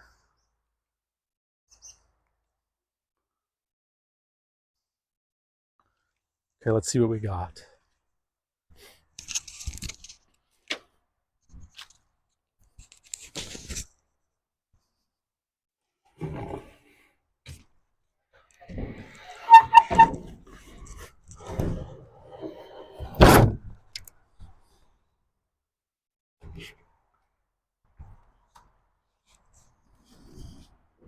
Technical difficulty.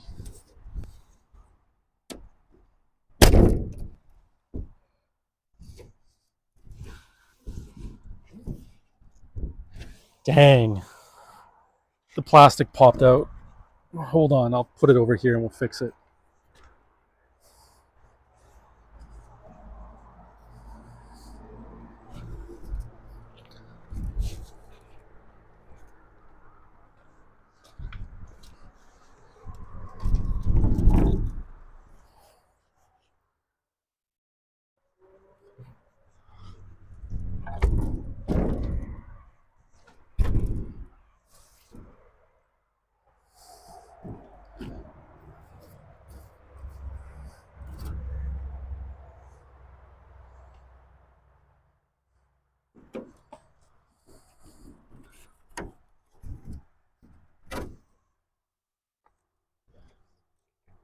Dang, how am I gonna pop this back in?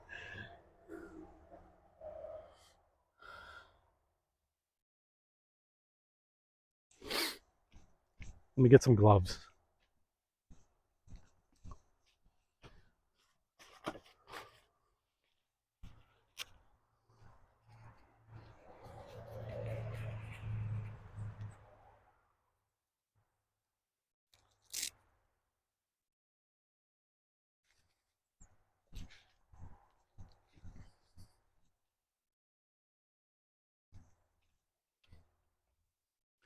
You can see I kind of popped it out when I lifted it up. Oops. Kind of happens, you know?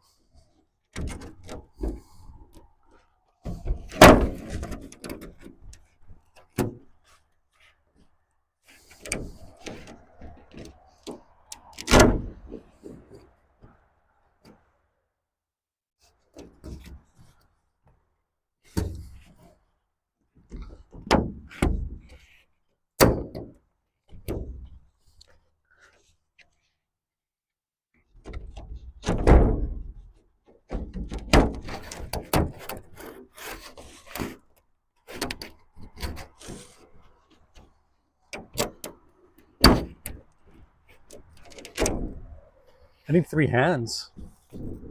Someone has to push right here on this side so I can just slightly move it.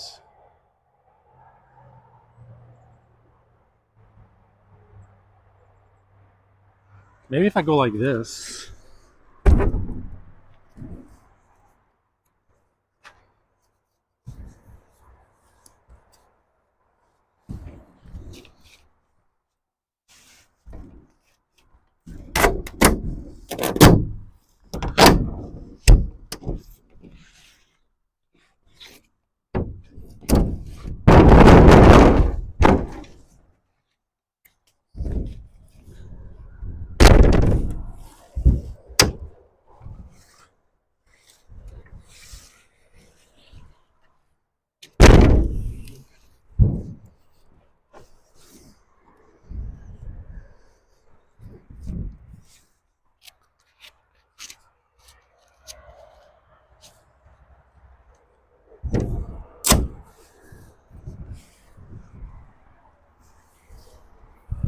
Okay, I fixed it.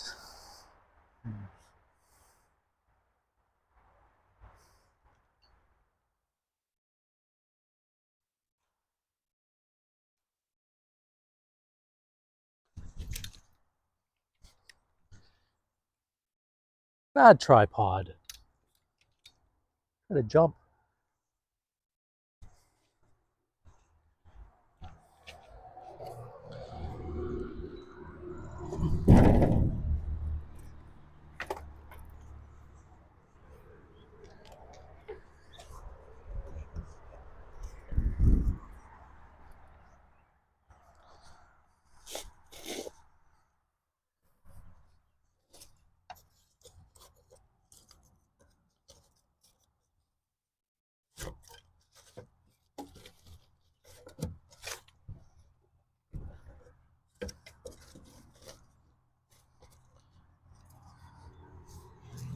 Ooh.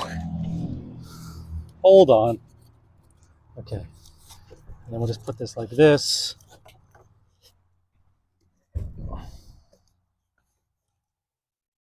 Oh, dang. Needs another shim.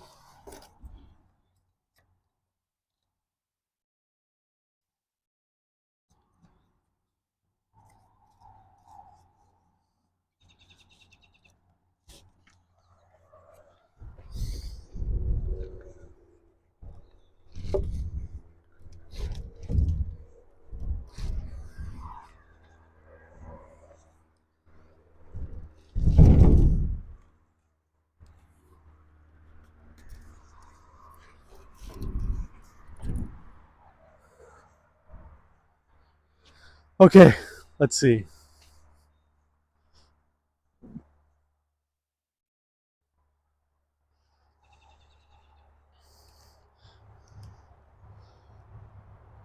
That looks pretty good, huh?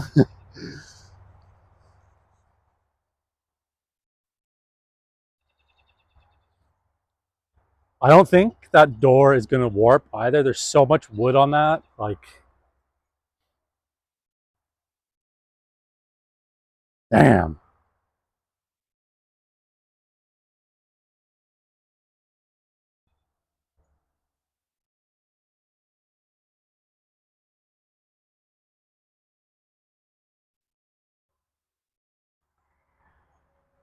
We just have to do the door jamb.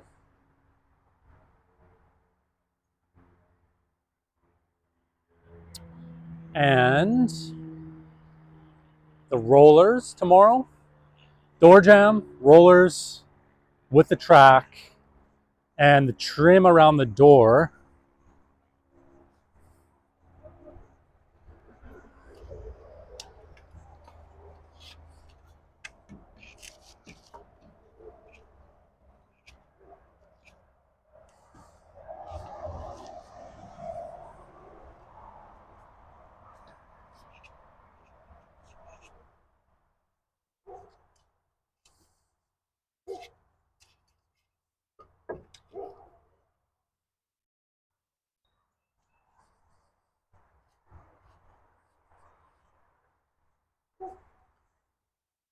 Yeah, maybe I should put trim around the door like that.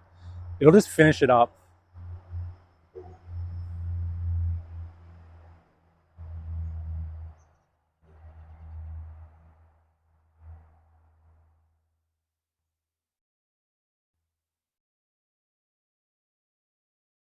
Oh yeah. All right.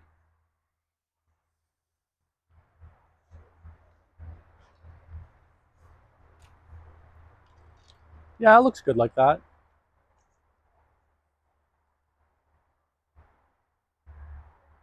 This really takes a long time.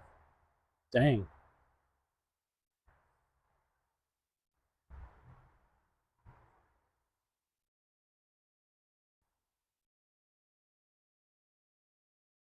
All right. Well, that's it till tomorrow. See you tomorrow. Yeah, almost finished. Very nice. Bye bye.